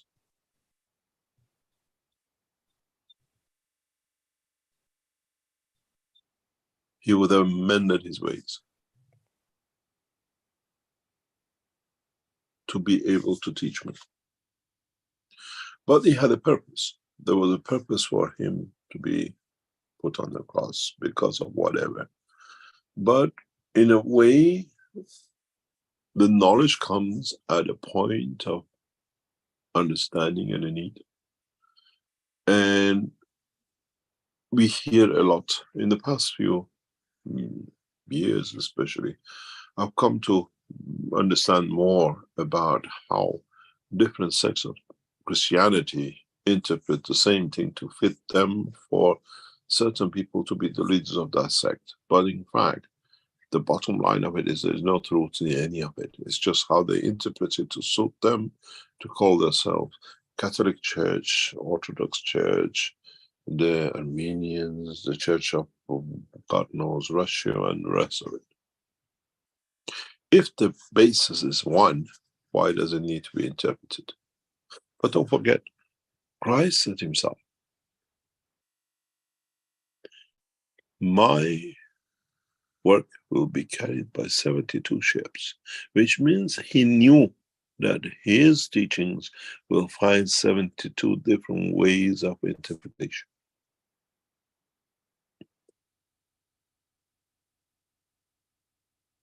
Don't forget, the Bible we read was put together 300 years later. So anybody can put anything to fit anybody to show it does.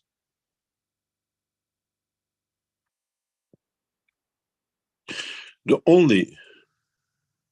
only message which is written by the man himself is Baha'u'llah's blessed. Muhammad was written from Hadith 40 years later. Nothing we know about the truth, how long later Moses, what called the Torah, was written. 1,000 years later, 800 years later. And you can imagine how many stories changes to befit what.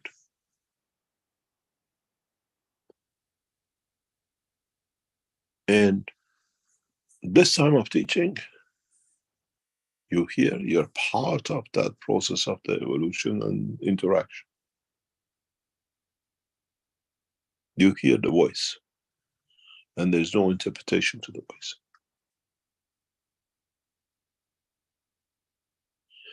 Now you have to understand. This is what I said. If you read the book 1, 2, and 3, what you read as the second version, second edition, is very far from the first edition, which I wrote. This was edited by somebody who was trying to translate the knowledge the way they understand. We had a big battle with this lady. We don't want you to write what you understand, just translate. If you can get hold of the first edition, which has got a lot of English mistakes here and there, you get the true essence of the knowledge we passed on, which you don't get so much in such a strength in the second edition. We don't publish the first edition anymore. Very few number of people have the first edition. I think about 1,000 were booked, printed.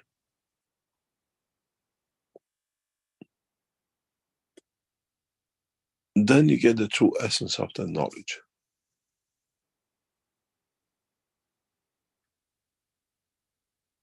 As was with the Maghrabs, right turn, left turn, it's not this, that twisted the other way.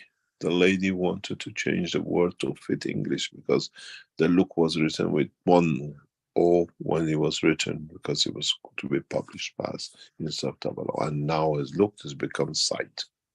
Now you understand the difference.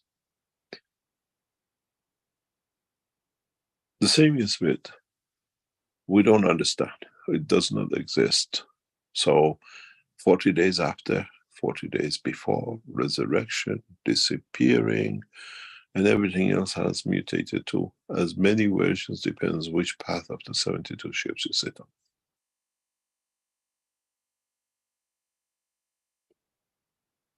The worst one, the worst of the whole lot, is a Catholic Church. Because it's nothing but lies, it's nothing but what is changed to suit the way it was built to suit. If you go back to the Armenians and the original Orthodox groups, you find less of dilution and change. The worst Bible, which is diluted, which is changed to fit the emperor and the servant of the emperor in the dimension of the soul, is what we call the present Bible, which the Catholic Church promotes so much.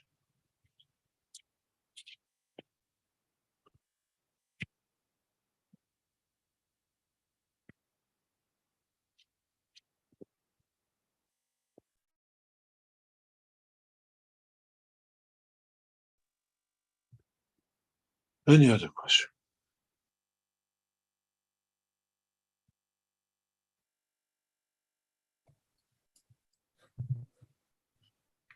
Okay, just a minute here. Find my Q&A. There we are. Okay, we have a question from Carlos, who says, good morning, Mr. Keshe and all seekers of knowledge. When the second curtain of reality opens, could you guide us on the emotion of reality? Thanks for the guidance. No, that's your job. Otherwise we'll become another messengers. You have to befit the life of Mitra.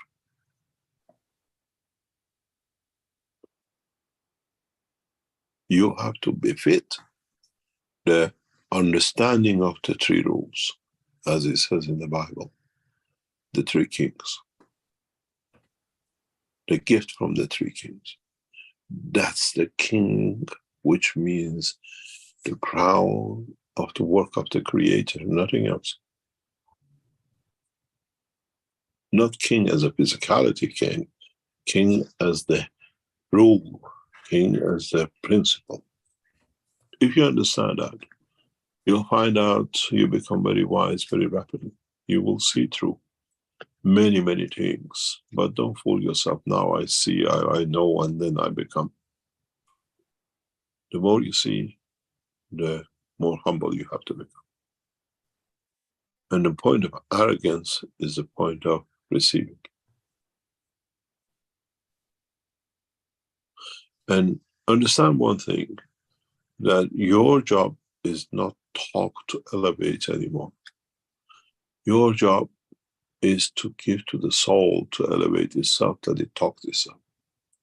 This is why, if you understand now, why we keep on telling you we elevate the soul of the world leaders, we elevate the soul of the children, we elevate the soul of the religious leaders, because we let them speak the word, because we elevated the soul. When you speak by word, you need time to see the president, and you never get that time. But you can reach his soul instantaneously if you are sincere to raise it, not to take from it or try to dictate to it.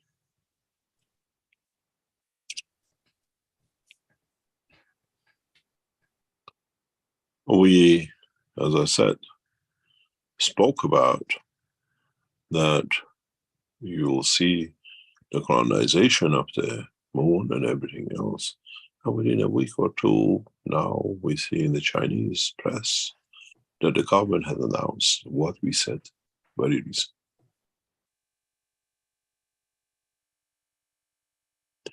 Do we have somebody who leaks the information from inside, or are we part of the information? Cannot be coincidental. There are too many coincidences in the work of the Keshe Foundation and international work.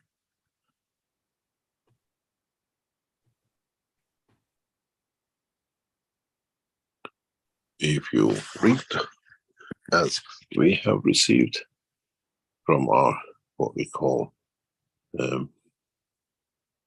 Chinese community, this is the announcement by the Chinese government in the past few days, has been in the press, which reads very easy, huh?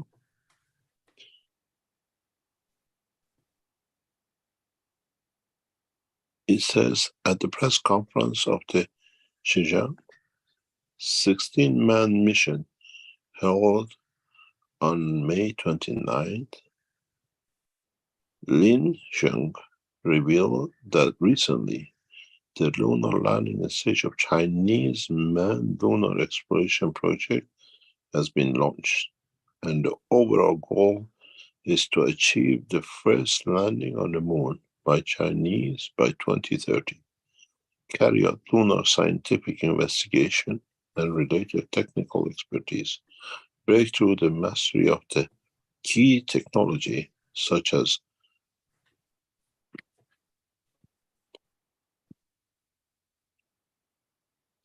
man-Earth-Moon round trip, short-term residence on the lunar surface, and human-machines joint exploration. Complete multiple tasks such as landing, patrolling, mining, research, and return. And as I said to our Chinese friends, we'll have the champagne ready for them when they arrive. Don't forget, Chinese are working on the land-moon base colonization in 2030. NASA is working on 2020 Mars landing, human life. And the head of this section of the, what we call NASA organization, is a knowledge seeker. And he is a listener to these teachings. Most probably he says, Keshe, you are not supposed to say that, but he is. He's one of, he's supported us heavily with it. But NASA has put a ban communication between us and them, but not the Chinese. And this comes to the back of elevating the knowledge, giving the knowledge. And it's just not coincidental that, as I said in the war, now you understand the work of the foundation. Now you understand the work of your own soul. There are no coincidences. There are no coincidences. Very soon, in a very, very short time, you will see Iranian nuclear physicists in the universities of United States teaching directly from Tehran. Because the American nuclear physicists, American space technologists are in the first class, still sitting, waiting for the bell to ring to start learning. Compared to what it is within the Chinese and the Iranian space and nuclear technology.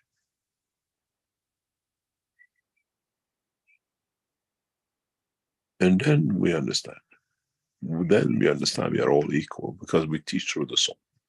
We teach through the understanding of it. And this is important for all of us to understand. Don't look at, oh, such a Keshe said such a thing, and now a few weeks later, a few days later appears. This is how it works. This is how it's supposed to work. We elevate the soul of the scientist of the nation, not one scientist anymore.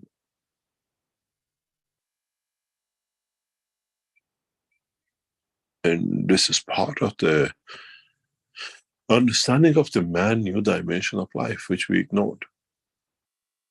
And just because some of us have access to it, does not make us special. We are aware of it. And we thank we're aware of it. We're thankful in the knowledge and the beauty we are given. And this is why we called you to join us in the past few months in meeting with the world leaders and the rest. Now you understand how it works. Maybe you understand now how it works. The elevation doesn't come by you deciding. The elevation comes by your sincerity, letting your wish to be there to achieve.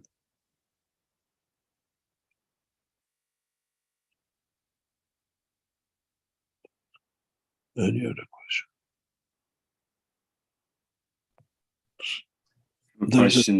Go ahead. Yeah, let me explain. This is totally. There is a point has written in the Iranian government with the Iranian leadership and Iranian administration in respect to Keshe Foundation and our work with other nations. Keshe Foundation and its management, and as me as head of Keshe Foundation, we stay loyal to the Iranian nation.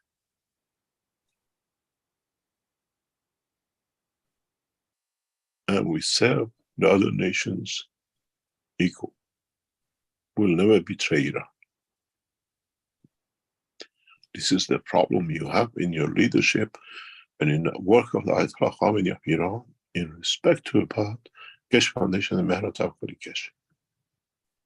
Is your problem and not ours. We make this clear in respect to the meetings to take place in the coming days, that we stay correct and will never sell out Iran, as we shall not sell any other nation unless we behave and work the same on the equal basis, irrespective of nation, color, and race. My word goes directly to Ayatollah Khamenei of Iran in the process of past 48 hours and the meeting too. Iran stays the same. In respect to the Keshe Foundation, our work does not matter what arrangement and agreement we sign with the other nations to see the development of the technology. My call goes to Ayatollah Khamenei of Iran and his messengers and the work of Iranian administration. We stay solid in supporting Iran in the space and defense and will not break rank. Thank you very much.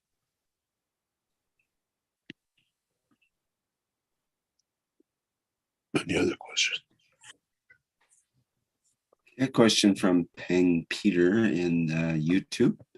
In terms of the traveling, what's the portion of the world population does Keshe Foundation foresee to take the physical transportation as opposed to the energy transmutation in the future?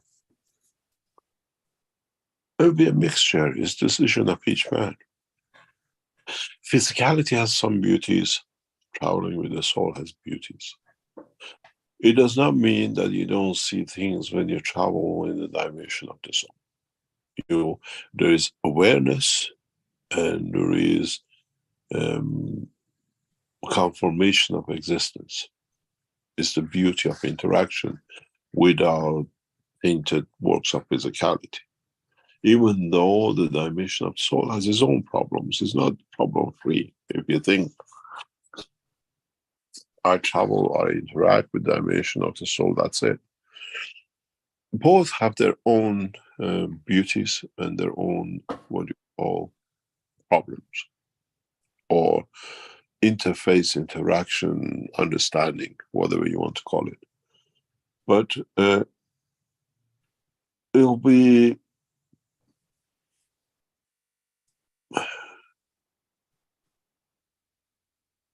a choice of the man, and we do both. But the beauty of it is, as the soul of the man opens up and the knowledge opens up, now that we start teaching to the other races in the universe, would we be happy to choose to only travel physically on the dimension of the earth, or we travel to position and then we change such position from the soul to physical dimension travel or observation? The interesting part will come for many of the travels of the universe is, what energies do you absorb to elevate your soul in the span of the universe? On earth we eat, we breathe, we give love. How do we do that in space? That's another chapter of teaching.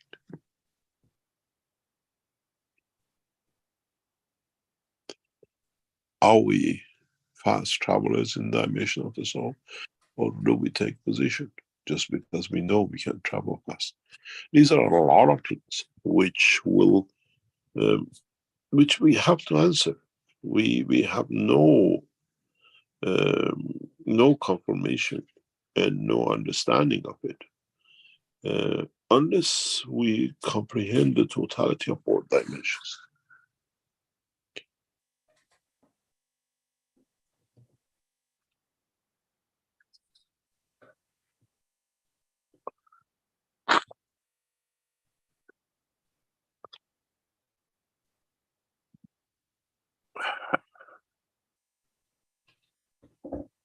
Any other question?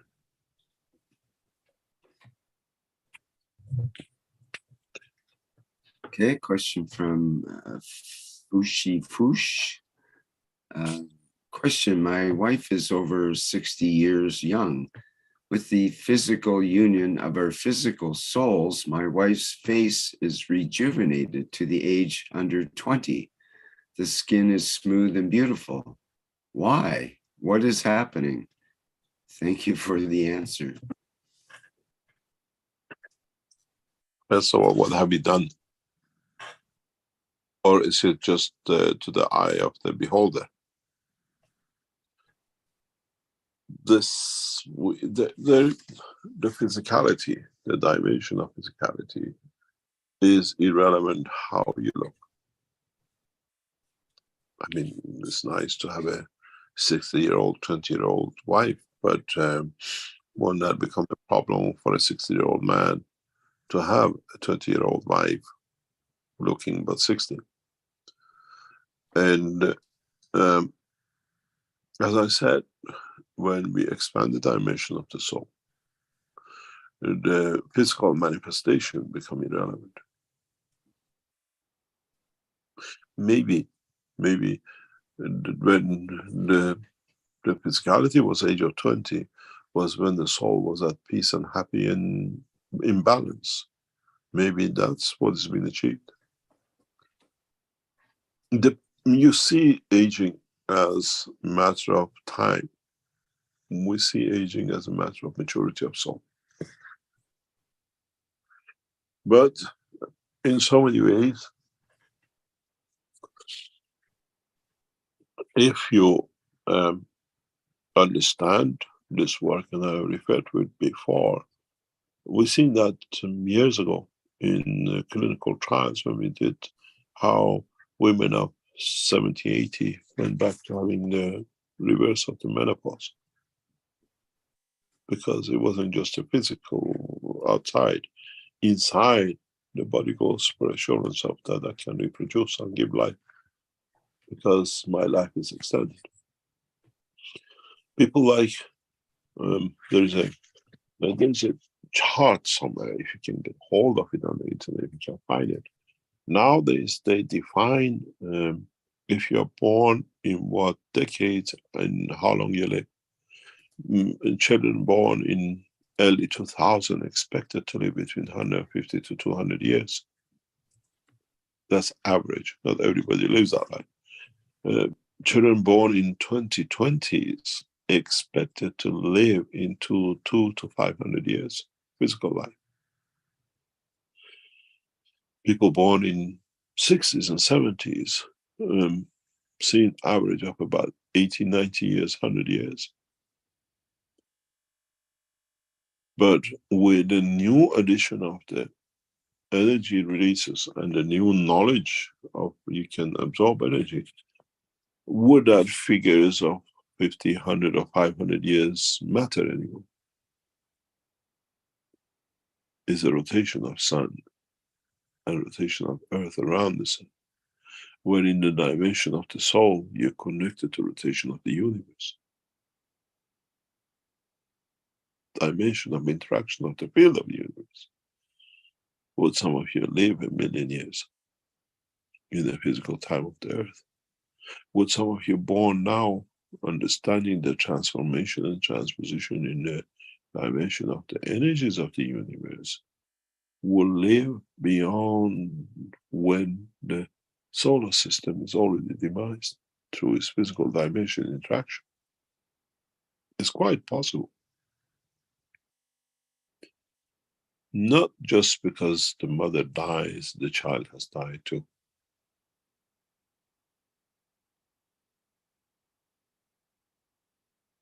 You cannot. And these are part of the realities which we have to face. And with the new knowledge, is open to us. Do you still want to live 60 years, work hard, and then at 60, 65, said you're on a pension and you got to live on few bits, just enough to meager life till that point of separation of life comes, you call it death, from the call of it became a pensioner? Or you tap into the elevation of the soul of the universe, and age of 65 on earth getting a pension is a joke. Because whatever you need, you receive through your soul. And you might live 500 years. You can imagine the French government will pull its hair out because they increased the pension by 2 years, and we saw all the riots in France. Now try to increase the pension to 500 years, and then you see what happens.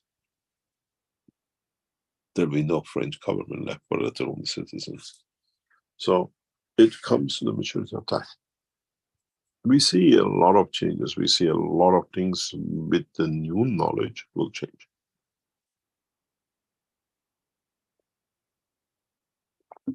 Be it physical, be it dimension of the soul, be it traveling, then as knowledge seekers, you're already wise to it.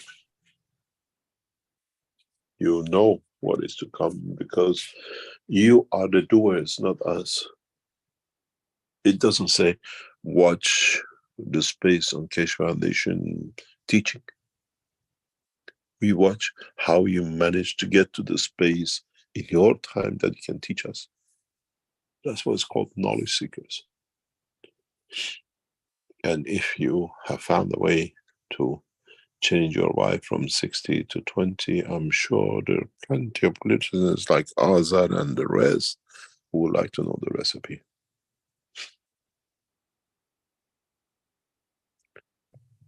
They still like to stay as a members of Universal Council because the age does not count in the dimension of physicality. Any other question?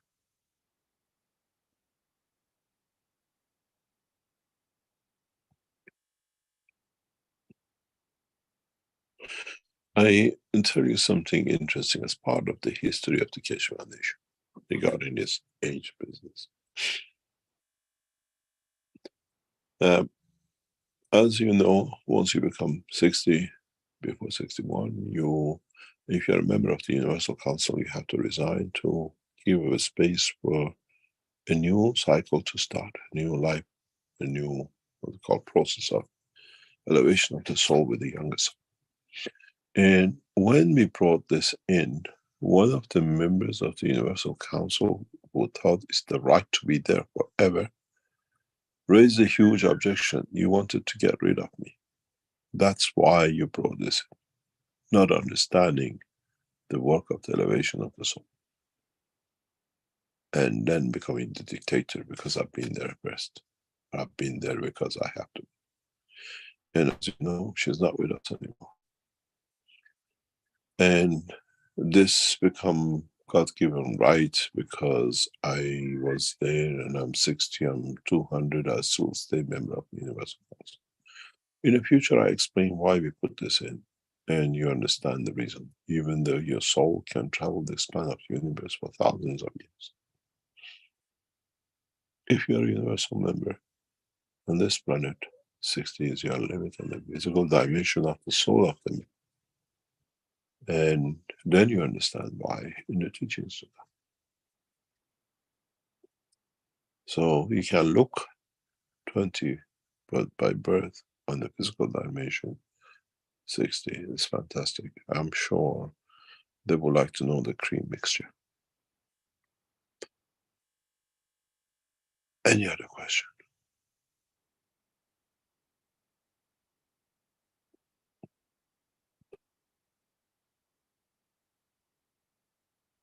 I'm looking here. Actually, it's just another question in YouTube from Antonio, who says, Mr. Keshe, the purpose that Jesus went willing to the cross, would this be to demonstrate the different levels of awareness and to demonstrate the renunciation of the physical body? It was done in two ways, but it was interpreted the way people would like to change it, that it suits them. He knew his wrong. He knew of his shortcoming. It wasn't hidden. Just go through the real life of Jesus through the original Jewish historical books and literature. Not what you read in the Catholics and Christians. History cannot be changed because this history is myth. And historians, Jewish historians, have written about the lifestyle of Christ there and then. It's not written 200 years later or 300 years later with whatever they wanted. Jesus lived a very flamboyant, beautiful young man, and he knew what is going to come.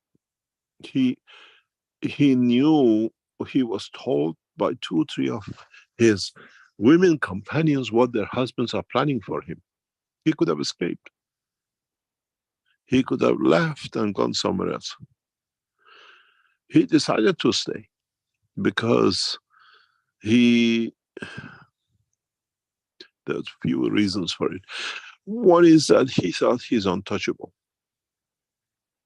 It would not happen because the women loved him too much. They do something, but actually the pride of the man took over everything else.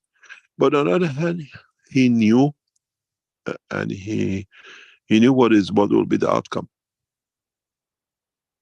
They gave him the option to leave Palestine. And he took that option when he resurrected. And he went all the way to Spain. So it wasn't unknown to him, and he knew he'll be put on the cross. It wasn't something decided overnight. He was aware through the lovers of what their husbands were negotiating with the Romans. Go through the true history of Jesus and his time in Jerusalem. and in Palestine.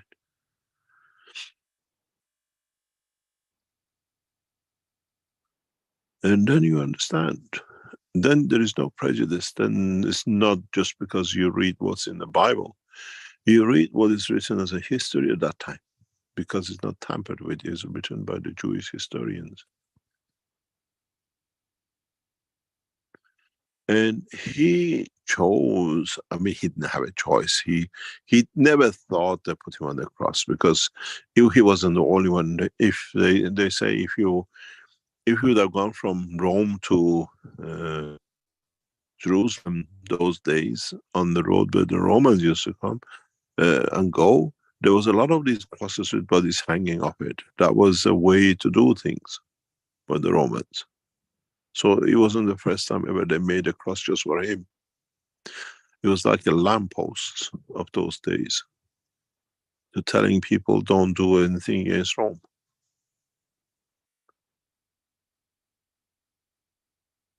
So he knew what is going to be. He knew they're going to put him exactly where they put the others who went against anybody who paid. If you paid any of the Roman generals or Roman military leaders, they would have put your mother on the cross. Forget about Christ.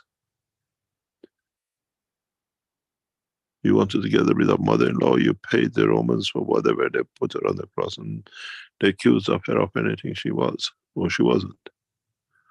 So cross wasn't something just for Jesus. It was a normal way of punishment by the Romans. And it's well known, if you read Jewish historical papers, books, it was done years before Christ, and it was done years after Christ.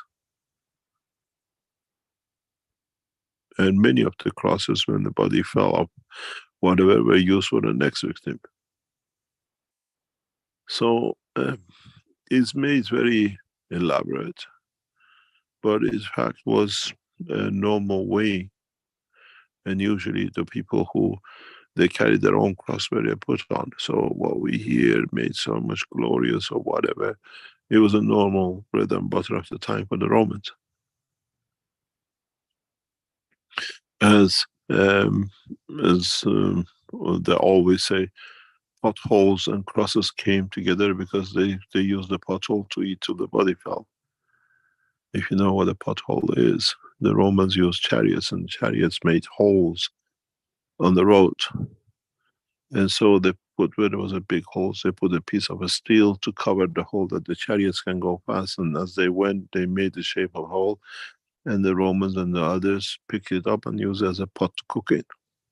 So it became, as we know, the pothole, because they made the pots for the cooking. So its potholes and the crosses came the same together. And Jesus knew his destiny with what he was doing. When you mess around with other women, men's wives, there's consequences. But when you play with too many, there are too many consequences. Read the Jewish historical books, or if you can get hold of Time of Christ. Then you see the two different interpretations. One is the reality of time written, and one is what is polished to become.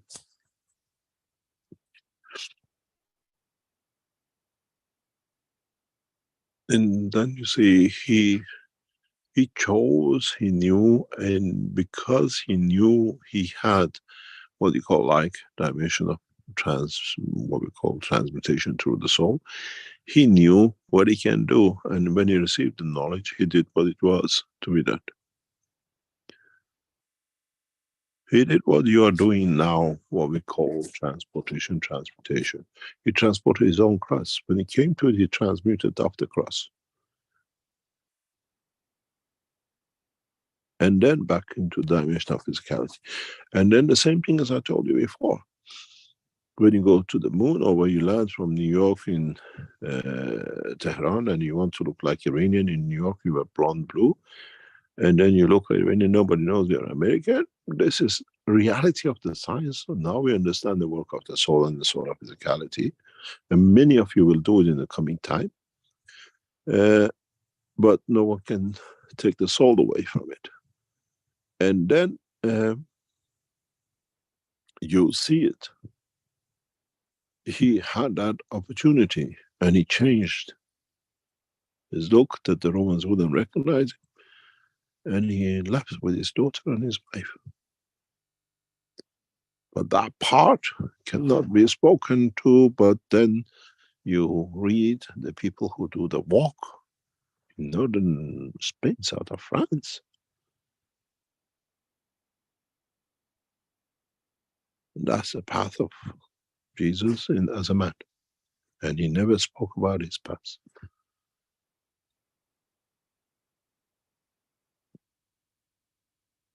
What you call transmutation, what do you call transmutation? And in a way, Jesus is not the only one. Many men can do this, and they've done in the time of life. At a point of when you reduce the energy field of the soul of physicality, and the soul of the man is still active through the circulation of the fields of the body of the man, the transmutated soul becomes prevalent, and it takes over the physicality. And you can still be seen as a man, but the soul is outside. We've seen that in the what do you call it, in the units in Austria, in the trance.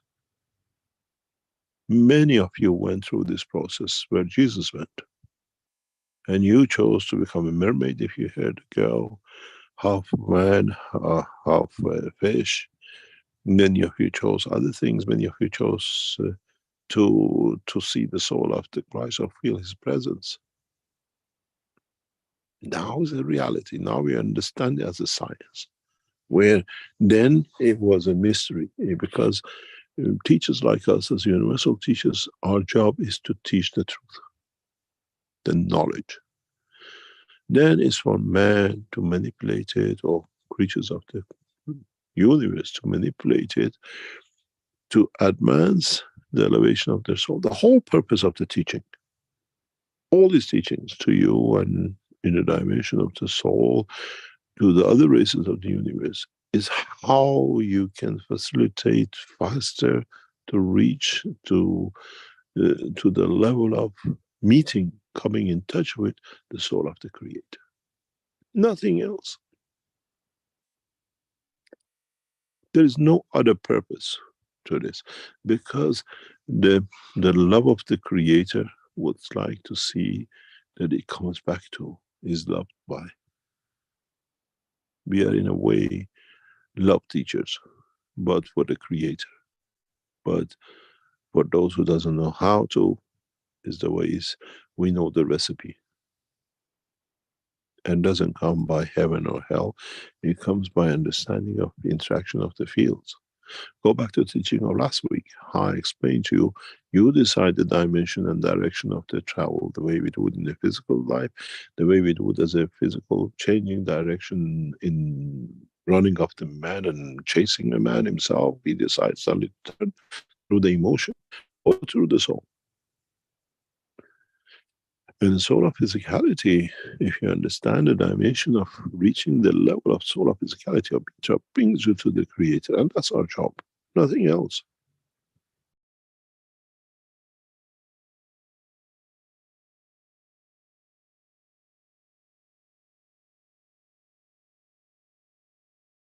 Then you understand.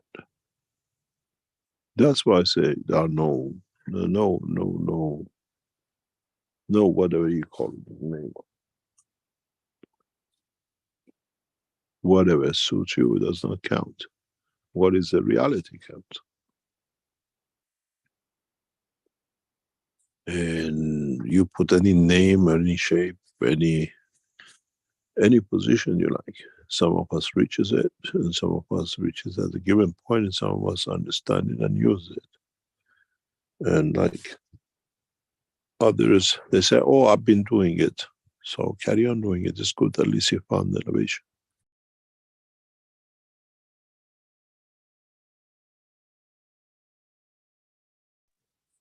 So you have to to be mature, to understand what the teaching is about. It's not just about Maghreb. We bring you in a way to understand how to elevate your soul of physicality, and then through it, understand how it works, that you can reach that point of maturity to reach your creator.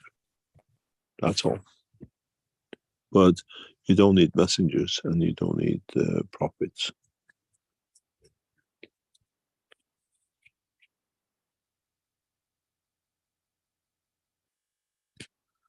Any other question? We have a couple of hands up here. Dean was first and then Salami after that. Go ahead, Dean. Thank you, Rick. Hello, Mr. Keshe. Mr. Keshe, you've mentioned many things this morning. Thank you. One of the things I'd like to for you to enhance, if possible, is you say that we've only in the public we've received 5% of the knowledge of the foundation, and so the real knowledge, is this all being given to others in the background, or is this in general? Is this a universal thing? How do you mean by this? We have a research development side and we have a public knowledge side. Research and development is hundreds of years ahead of the public knowledge.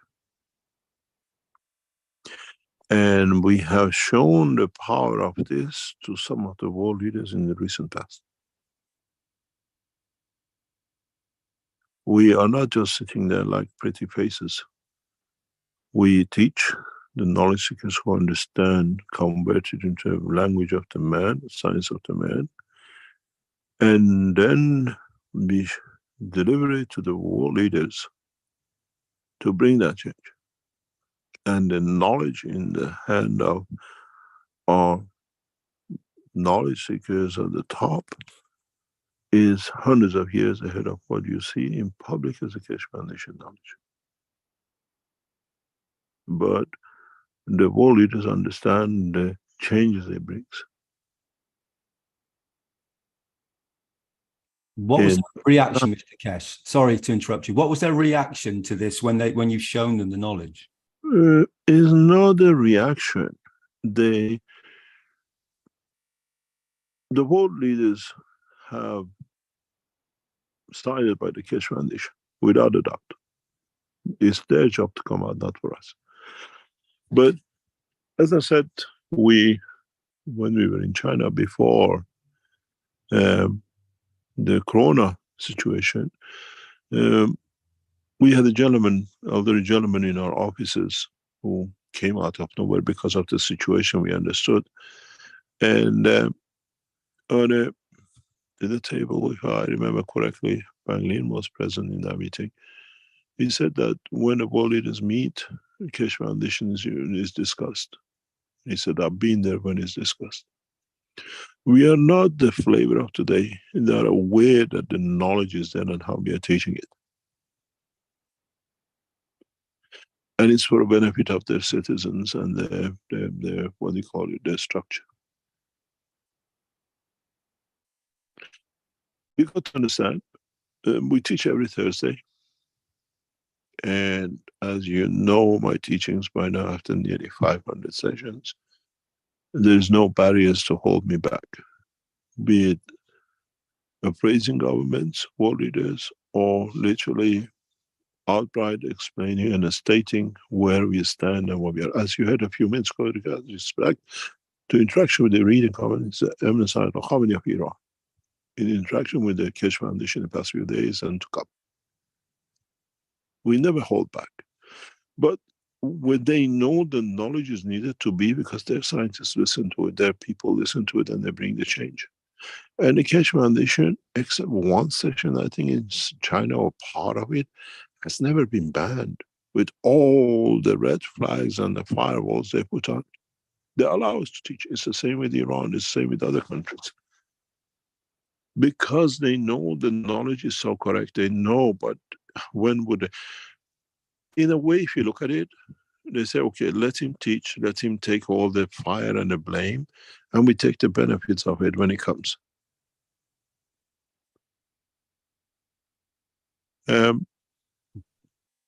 We were in a meeting very recently, and officials, top officials from the government, they brought with them scientists who they thought are the top, not that they know is the top scientists. The government doesn't bring any scientists off the street. They brought the top scientists into a discussion.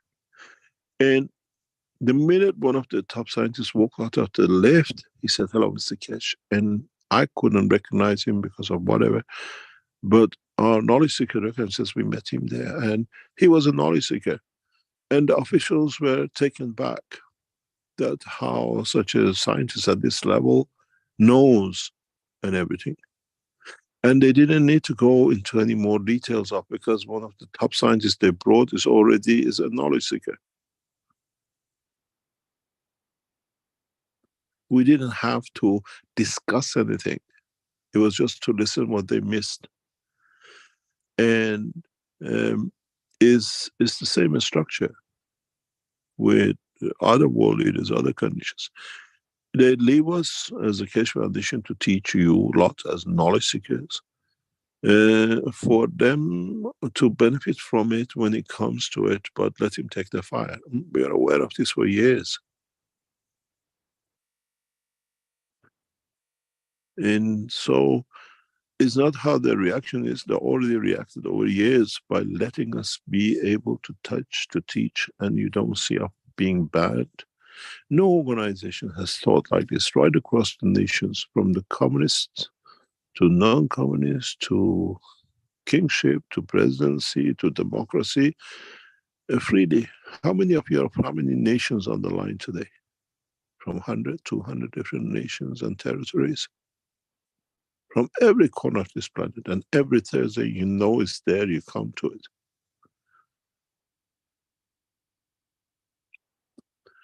It's the job of your governments to come up with what they have done or what they are doing with the knowledge they receive. We don't look at their reaction. The reaction speaks with what you are here. We channel, we teach from sunrise to sunset, from China to Los Angeles, from Shanghai to Los Angeles, going around the earth. Some of you are from Shanghai, some of you are from Los Angeles on the line, some of you are from Europe, from Iran, and every other nation in between. And nobody has stopped you listening and the teaching. As I said, we were in a meeting recently, and one of the most influential men in one of the biggest countries in the world, he said, the scientist said, you know, Newton know on this and that, this goes against it. He said, now we write a new book of science. Let them come to us. This is what it is, and we take the knowledge from now on. So the world leaders have made their decisions very good. We don't look for reaction. The reaction speaks for past 10 years of really being able to teach every Thursday. Mr. Keshe, is it the same when you speak with the religious leaders, theology? Do you get a different response totally? Or is it the scientists from the theology? Is it a mix? We had both. We get all of them. I have no limitation. There is no boundaries with it. Some of the knowledge seekers are here. When we sat with Vatican people, and some of the knowledge seekers are here when we talk to the most religious people who are in high positions today in the Iranian government as mullahs and ayatollahs. I had a reference sent to me by our people in Tehran. This guy who's now the head of this, the highest rank in Iran, is in the news everywhere. He said, Mr. Keshe, you already spoken to him 2 or 3 times. He knows you, and now he's become to this position. He follows us. He knows our position. Understand? We talk to the people who are in power and the people who come into power. One of our knowledge seekers is a very, very close top advisor to one of the world leaders who just been re-elected. And he works through us through the world leader. One of the recently re-elected world presidents, his literally closest advisor is a knowledge seeker. We meet frequently, regularly with each other. And he takes the knowledge across to the government. And the pattern, it has to work for them. So we don't look, we don't see, we are in the roots of it. We touch so much freely that we have touched the soul of many.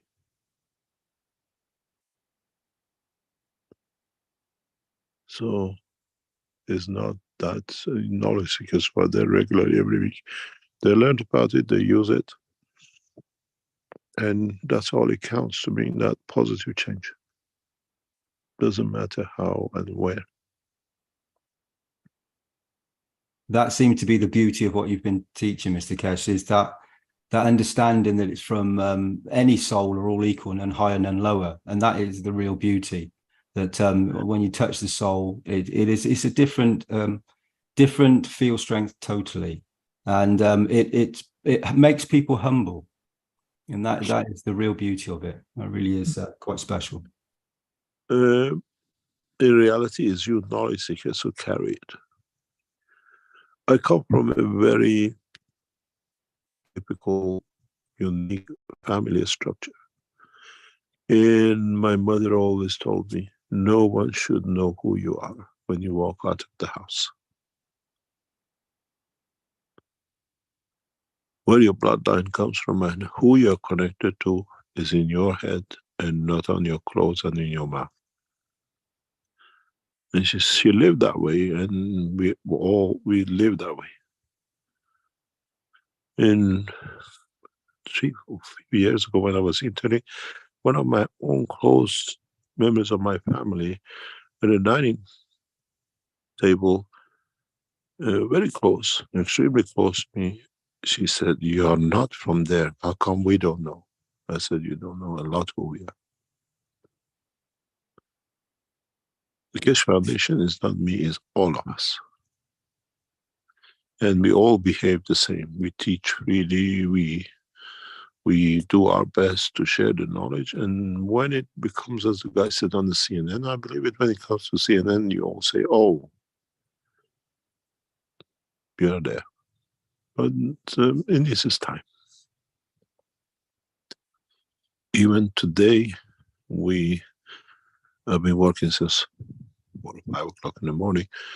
We receive so much support, and people who are not even knowledge seekers, but they want to see this technology on to bring the change, and are working on it. We just not battle, we just work continuously 20, 22 hours a day sometimes to make sure it happens. In past 3 months, I've lived more out of suitcase than actually being home. But we all receive the teaching without knowing where we are. Sometimes we change the teaching time because there are important meetings with officials, governments, and other things that cannot be changed. So it's better to change the knowledge seeker teaching than trying to move there at that time.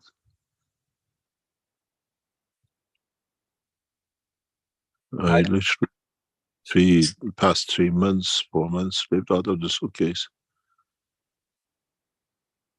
And even just landed last night home just for a few hours, and we are again up in the next few days. I have found peace in my private life, and that has allowed me to bring Keshe Foundation in the past 3 or 4 years to where it is. What I was looking for life, all my life, I have received, and I'm thankful for it. And it allows me to serve fully. And there's nobody to destroy it from underneath continuously. So it's you as knowledge seekers and us to set the course for the next step that is bringing such a beauty in world leaders' decision and in economical situation and everything else. Yesterday, I had a call from one of our top men in Keshe Foundation that they came to him and gave him some information, said it's correct, from the government. Because they know we work correctly with when we do with government.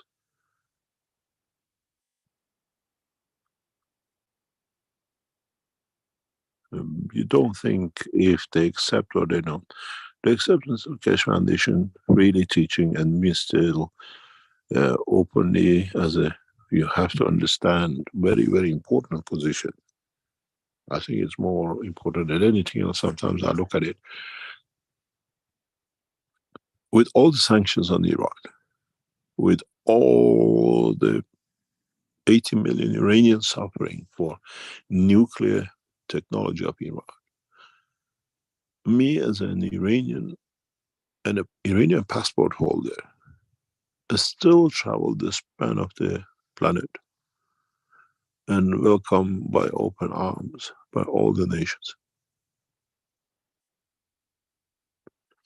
And we're still in 10 years we are teaching. And nobody has stopped us. Nobody has walked in, you can't teach. They haven't closed our Zoom sessions.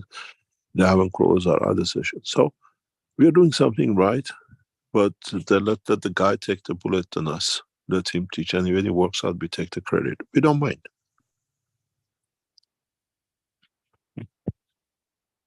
This is the way to bring peace and knowledge. Let it be. Doesn't matter who brings it and who goes on the cross. We walked away once from the cross. With your new life, we won't be the first.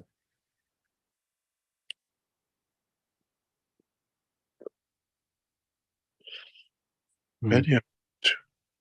Just very quickly, Mr. Keshe, the picture that is on the screen, is the AI doing a good job? Is this dome, does it sense to you of anything that's real? I don't know where it comes from. These are the new imagination from Rick and the people he work with in the background. Yeah, I just wanted a picture of aliens in or an alien background with humans as well meeting, and it's somehow generated this image. And I said, oh, that's close enough, I'll take it. So it makes it really easy as an artist. You just ask for what you want and you choose from 4 images. If you like one of them, you can expand on it a bit or whatever. And it's not exactly accurate or anything, but it gives an impression. It gives an idea, or it can inspire others to think about in other directions or whatever. So it is what it is. I'm not sure what to think of it yet. Which one is an alien and which one is a human? Well, that's the thing. Some of these beings at the bottom have like 3 legs and tails and funny things on their arms and whatnot. And I'm not sure. Some of them look like trees and walking trees and that kind of thing. So I guess all types of beings under the rainbow. You think we have an identity crisis now? Wait till the future. Do you think, Rick, that the AI is Earth-based? It seems to be like the landscape of the Earth in the background. Oh, many planets look like this. It's not just Earth. Okay. Mars has such features. Moon has such features. Wherever the magnetic field and what do you call it, the soul of the planet and its sort of physicality and in dimensionalities moves, you see these structures. It's not unique. Do they have rainbows on other planets? Everything else. I received a very beautiful thing. I think it's from Arthur or someone recently. Emirates Airline is trying to promote tourism. And it says, this is not such and such a country, this is this country, this is not such and such a country, this is this country. And so we have images of, we have to get the same thing in the same place. It's not. So this image can be anywhere in the universe. I remember you saying, Mr. Keshe, about there will come a time, place, and position where you will have sort of like centers or places where you will go as a human to learn how to experience another atmosphere, another dimension, another planet, you know, another field strength. Is it still relevant? This is very relevant, and very soon we invite you to these places. Maybe in the next 3 to 5 years. This kind of space environment will be brought into reality and working condition. With the next 3 years, 5 years, we have, the reason I tell you this is not something we dream, we have signed into it. We have signed agreements to develop such a center. It's going to cost huge amount of money, but the governments have committed themselves to it, because we have to do it to be able to colonize.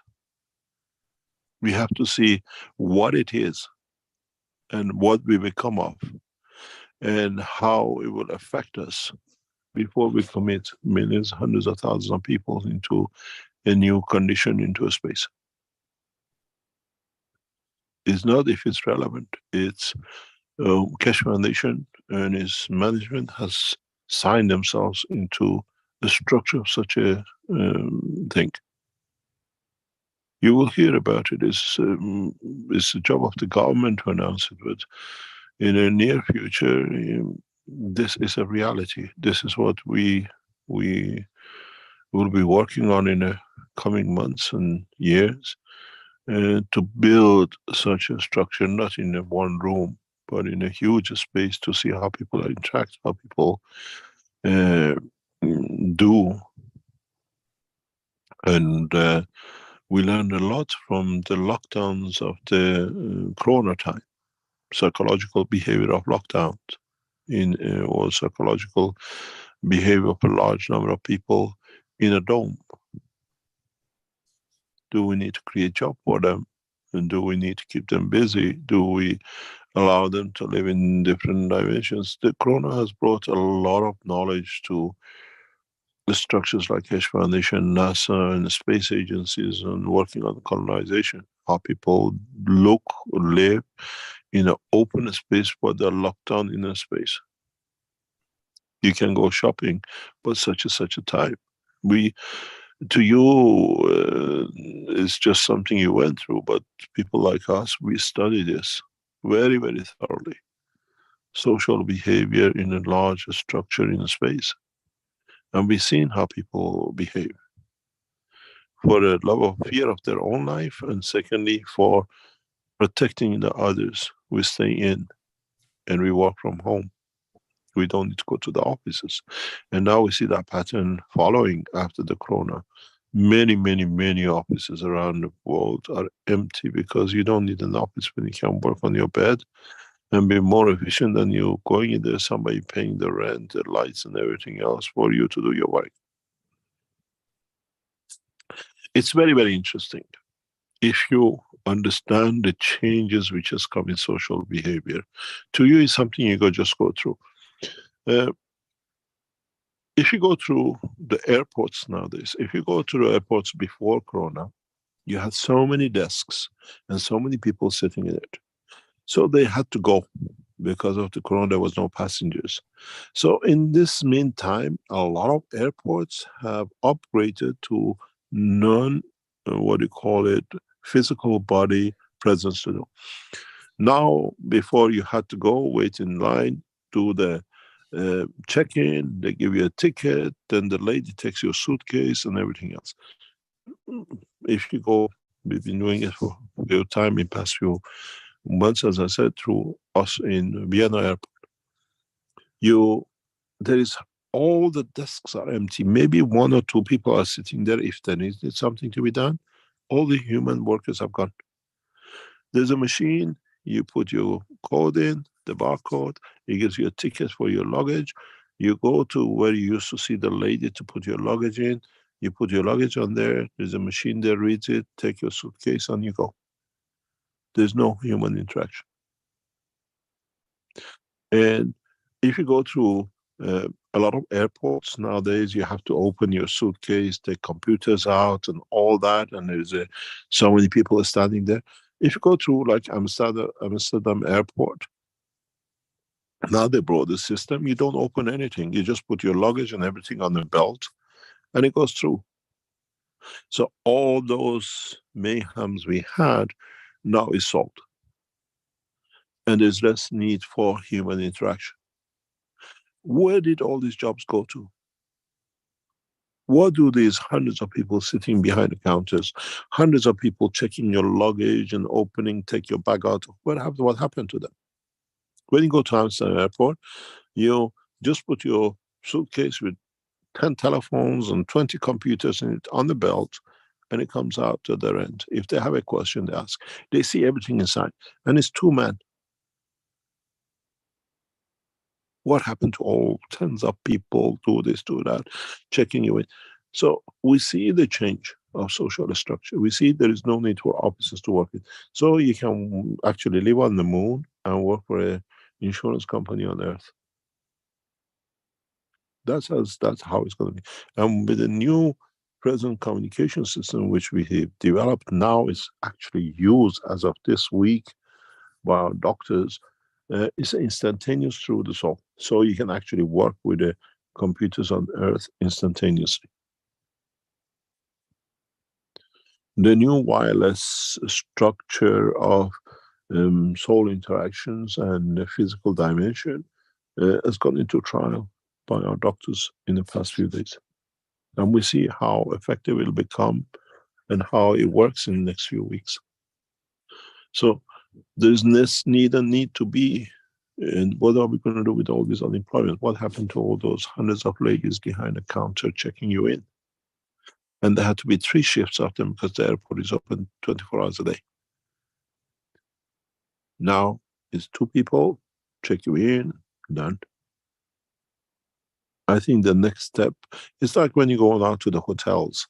You had a butler and you had somebody who come and check you in, and if you had baggage for something.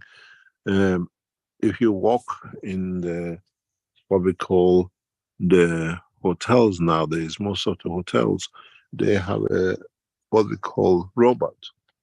There's a package for room number so and so. They just put in the robot goes, delivers, and come back. You don't need that human butler. That's whatever. The tipping time of $10 by the Americans is over.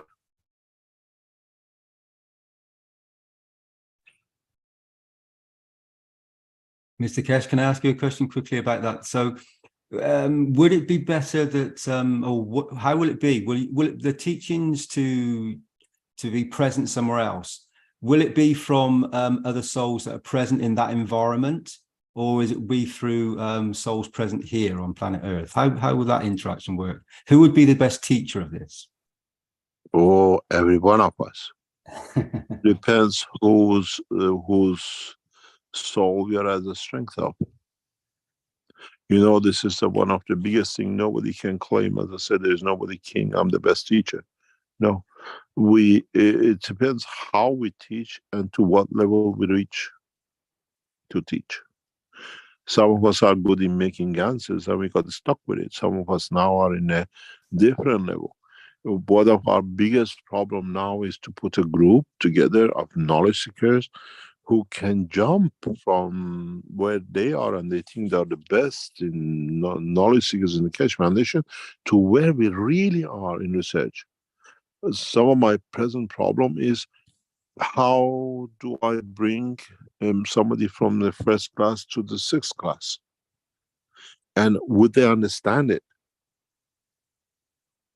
The development knowledge gap in Keshe Foundation is so huge. What is in public and what is in research and development and understanding of it, that at the moment is one of my biggest headaches. Very few people understand very few parts, and at the same time we try to guide, to put other things together. We're trying to train the others to come in. We got no knowledge seekers, but working with the knowledge seekers who start understanding the structure. In 3 different countries, 4 different countries, working at the same time, and trying to bring all this and bring in knowledge seekers who thought, oh, I'm making gases and I did this and I put some patches there. And when you come to see what reality the knowledge and the development physically is in the Keshe Foundation, what would they think? Would they back off, or would they jump, or would they think suddenly they're God?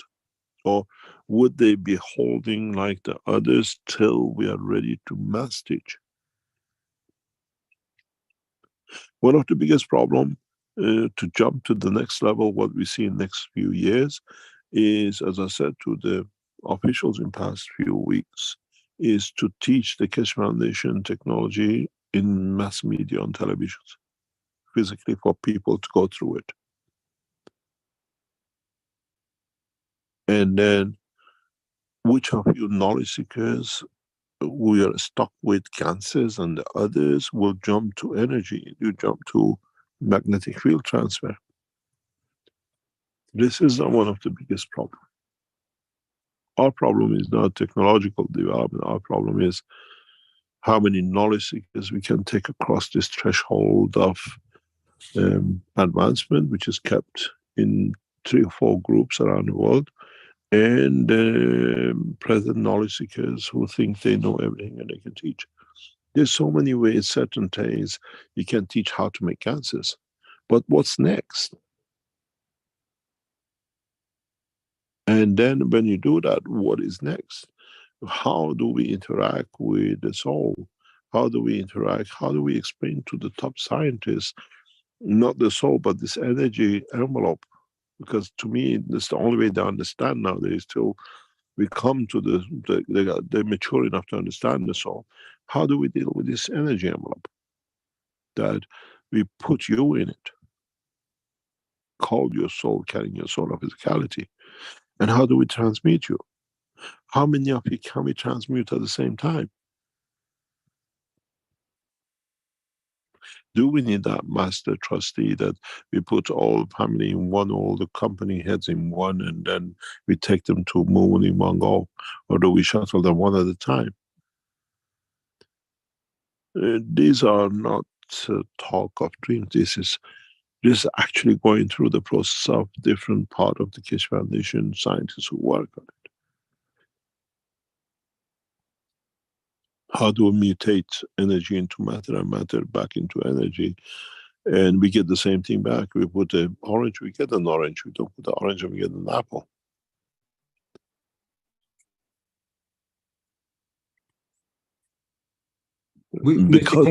Sorry, Mr. Yeah. Can I just quickly say, so many of the knowledge seekers, you give them the knowledge, a lot of knowledge, and a substantial amount of knowledge. And it's being able to decipher the bits you need to put the puzzle together to be able to transmute it so you can use it to go into the dimension of plasma, real plasma. And I think many knowledge seekers do this when they openly receive the knowledge, then they make the ganses, or they make the matter states. And then when they start delivering it back to people to pass the knowledge on, then they are transmuting the knowledge into plasma again. So they're receiving it on a soul level. Is this your understanding? Is this how you think? It is partially, but we've seen teaching knowledge seekers in a very special way. And then when they see, they learn, they do, they suddenly break off and they disconnect from the Keshe Foundation. It's their knowledge, and they start working and doing things. We've seen that with the doctor in Washington. I spent a lot of time teaching him, hoping that he will come to what it is. And once he learned, he thought, now I don't need the Keshe Foundation and don't want anybody to know I'm using the technology. You know exactly what I'm talking about. And he's still in doldrums of what do you call it, rotating reactors and all that rubbish, which now he thinks he is. We taught many people, a number of knowledge seekers, to bring them up. We trusted that they will share their knowledge, but now it's become money-making, profitable business. That's all I'm caring about. But they pay for it. They pay through their soul for betraying their own soul. Don't look at the short term, look at the long term, what is going to come up. We don't stop teaching, doesn't matter who. But then the trust comes, as I always say. We test the heat of the fire with gold. Is it hot enough to melt the gold, like melting your heart? And we test the man greed with the same gold. If you still carry just gold, it's just there to serve a purpose, or it takes over your time, and it's what I call glare blinds the man. And we've seen that many knowledge schools. We had a Universal Council member. I remember walking in Italy with them, and they were not from a country. They were Universal Councils in the country they adopted. And he said, we don't need the Keshe money just because it brings us a lot of business for us on our website. We sell all the products we are connected. And I said, you got out of the Universal Council. So let it be. The knowledge does not belong to us. We are just teachers. But we have to observe that it does not fall in the same path as before. It has a higher value. It's a time for a change. And that change has to come through understanding that no gold has no value, but the elevation of the soul has. That's the gold. And then you leave it to the others.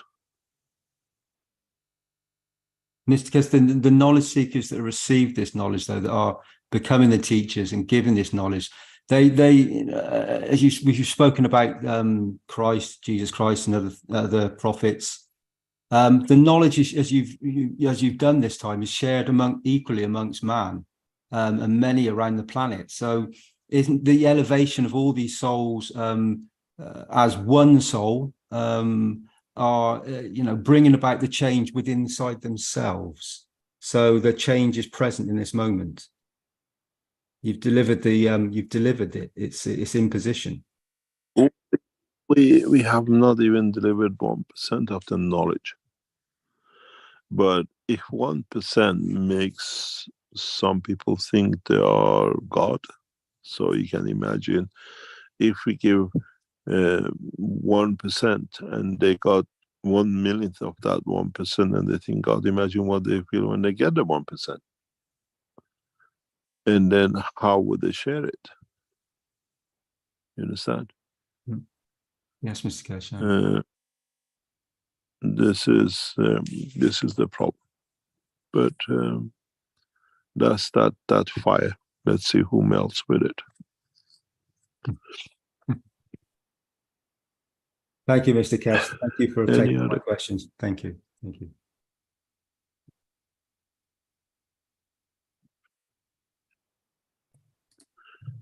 Yes, shall we call it a day? Sure, if you wish, Mr. Keshe. Yep. Yeah, we have another question I can hear. Well, we have a hand up with Salamia, but if you feel it's time to end, then we can do that. We've gone for quite a while here. Yeah. We haven't heard from her for a long time. Let's see what she has to praise herself for. Come on, let's listen to her. To praise me? Myself, I praise you, Mr. No, yeah. To hear from you. Carry on. It's my free day, I'm busy with my job, and I'm not allowed, and I don't have any possibility to be in contact with your Zoom, and I'm so sad. But today is the day of the children, of the child. I am the child of the universe. So, do you remember the letter which I wrote to all knowledge seekers from your Zoom? I also sent to my all colleagues, including ministers and director general, and they sent to European Union. And next day, I have seen the concept of sustainable peace included in a sustainable development strategy of this institution, because I sent on 9 May, it was a day of Europe. And this is an example how our wish can become a reality if we elevate our soul. And I think that elevation of the soul is the key, as you said, to us to reach and manifest all what we want. And now the question to you. What is the key to elevate the soul at the level of the creator from the Keshe Foundation point of view? What you mean? What I mean? Can I just answer something? There's a very nice question that appeared in questions in the webinar chat. It's from one of our knowledge says, and what do I do with the car washing? Start washing UFOs, or it'll be more profitable. There is no need for cars. And if you can find a washing machine or a washing system for souls, you're quite welcome. We'll teach you how to do it. Carry on. So we have to wash our soul in order to become equal with a creator, maybe. We don't need wash. It's just becoming humble enough to receive. Yeah, Is okay, it you said to me to become humble enough. Thank you very much. This is the one answer I was looking for. Thank you very much. Shall we call it a day, Rick? Much love to you, Mr. Keshe, and to all of you. God bless you. Thank you. Very much. Shall we call it the late? It's nearly 3.5 hours. Yeah. Okay, well, thank you, Mr. Keshe, for another Knowledge Seekers workshop here. Is there anything else you need to announce or we should say before we end here? The knowledge seekers tomorrow who did the session of the elevation of the soul of the victims of child abuse will meet you tomorrow if you have already registered for it. And hopefully some of you have managed to raise that curtain and raise and understand how to do it and bring that illusion of separation of the soul from soul of physicality away from it, that we can raise the soul of what we call the abusers. The main target of our work will be the nation leaders who promote this and live through it. And we'll see how we get through and we achieve this. I have to thank all the knowledge seekers in the background who work and done things over years, that you brought us to this position where we are today. It's not one individual, each one of us. Some people have come and gone, and some people are still here after years working. It would not be built to what it is if it was because all of us putting a brick in the wall, and how that brick has held the wall, and sometime it's been a good way, but even if it's in a bad way, it has turned out to be good for all of us. I thank you for all your work and all your support, being physically, morally, soul-wise. We got where we got, and we still got a long way to go yet. Thank you very much, and see some of you tomorrow and otherwise next week. And we'll come to the point where we hope that we reach through the soul to all those on this planet and beyond, and not through just internet and television. Thank you very much, Rick, for all your support. Very good. Thank you, Mr. Keshe.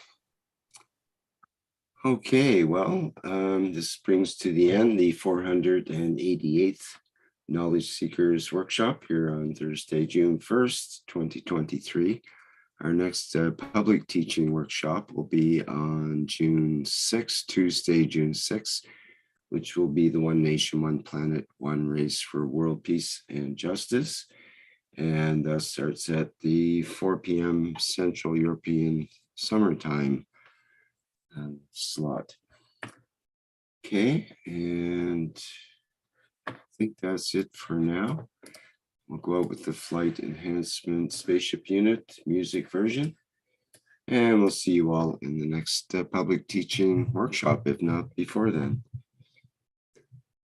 Okay, take care and bye for now.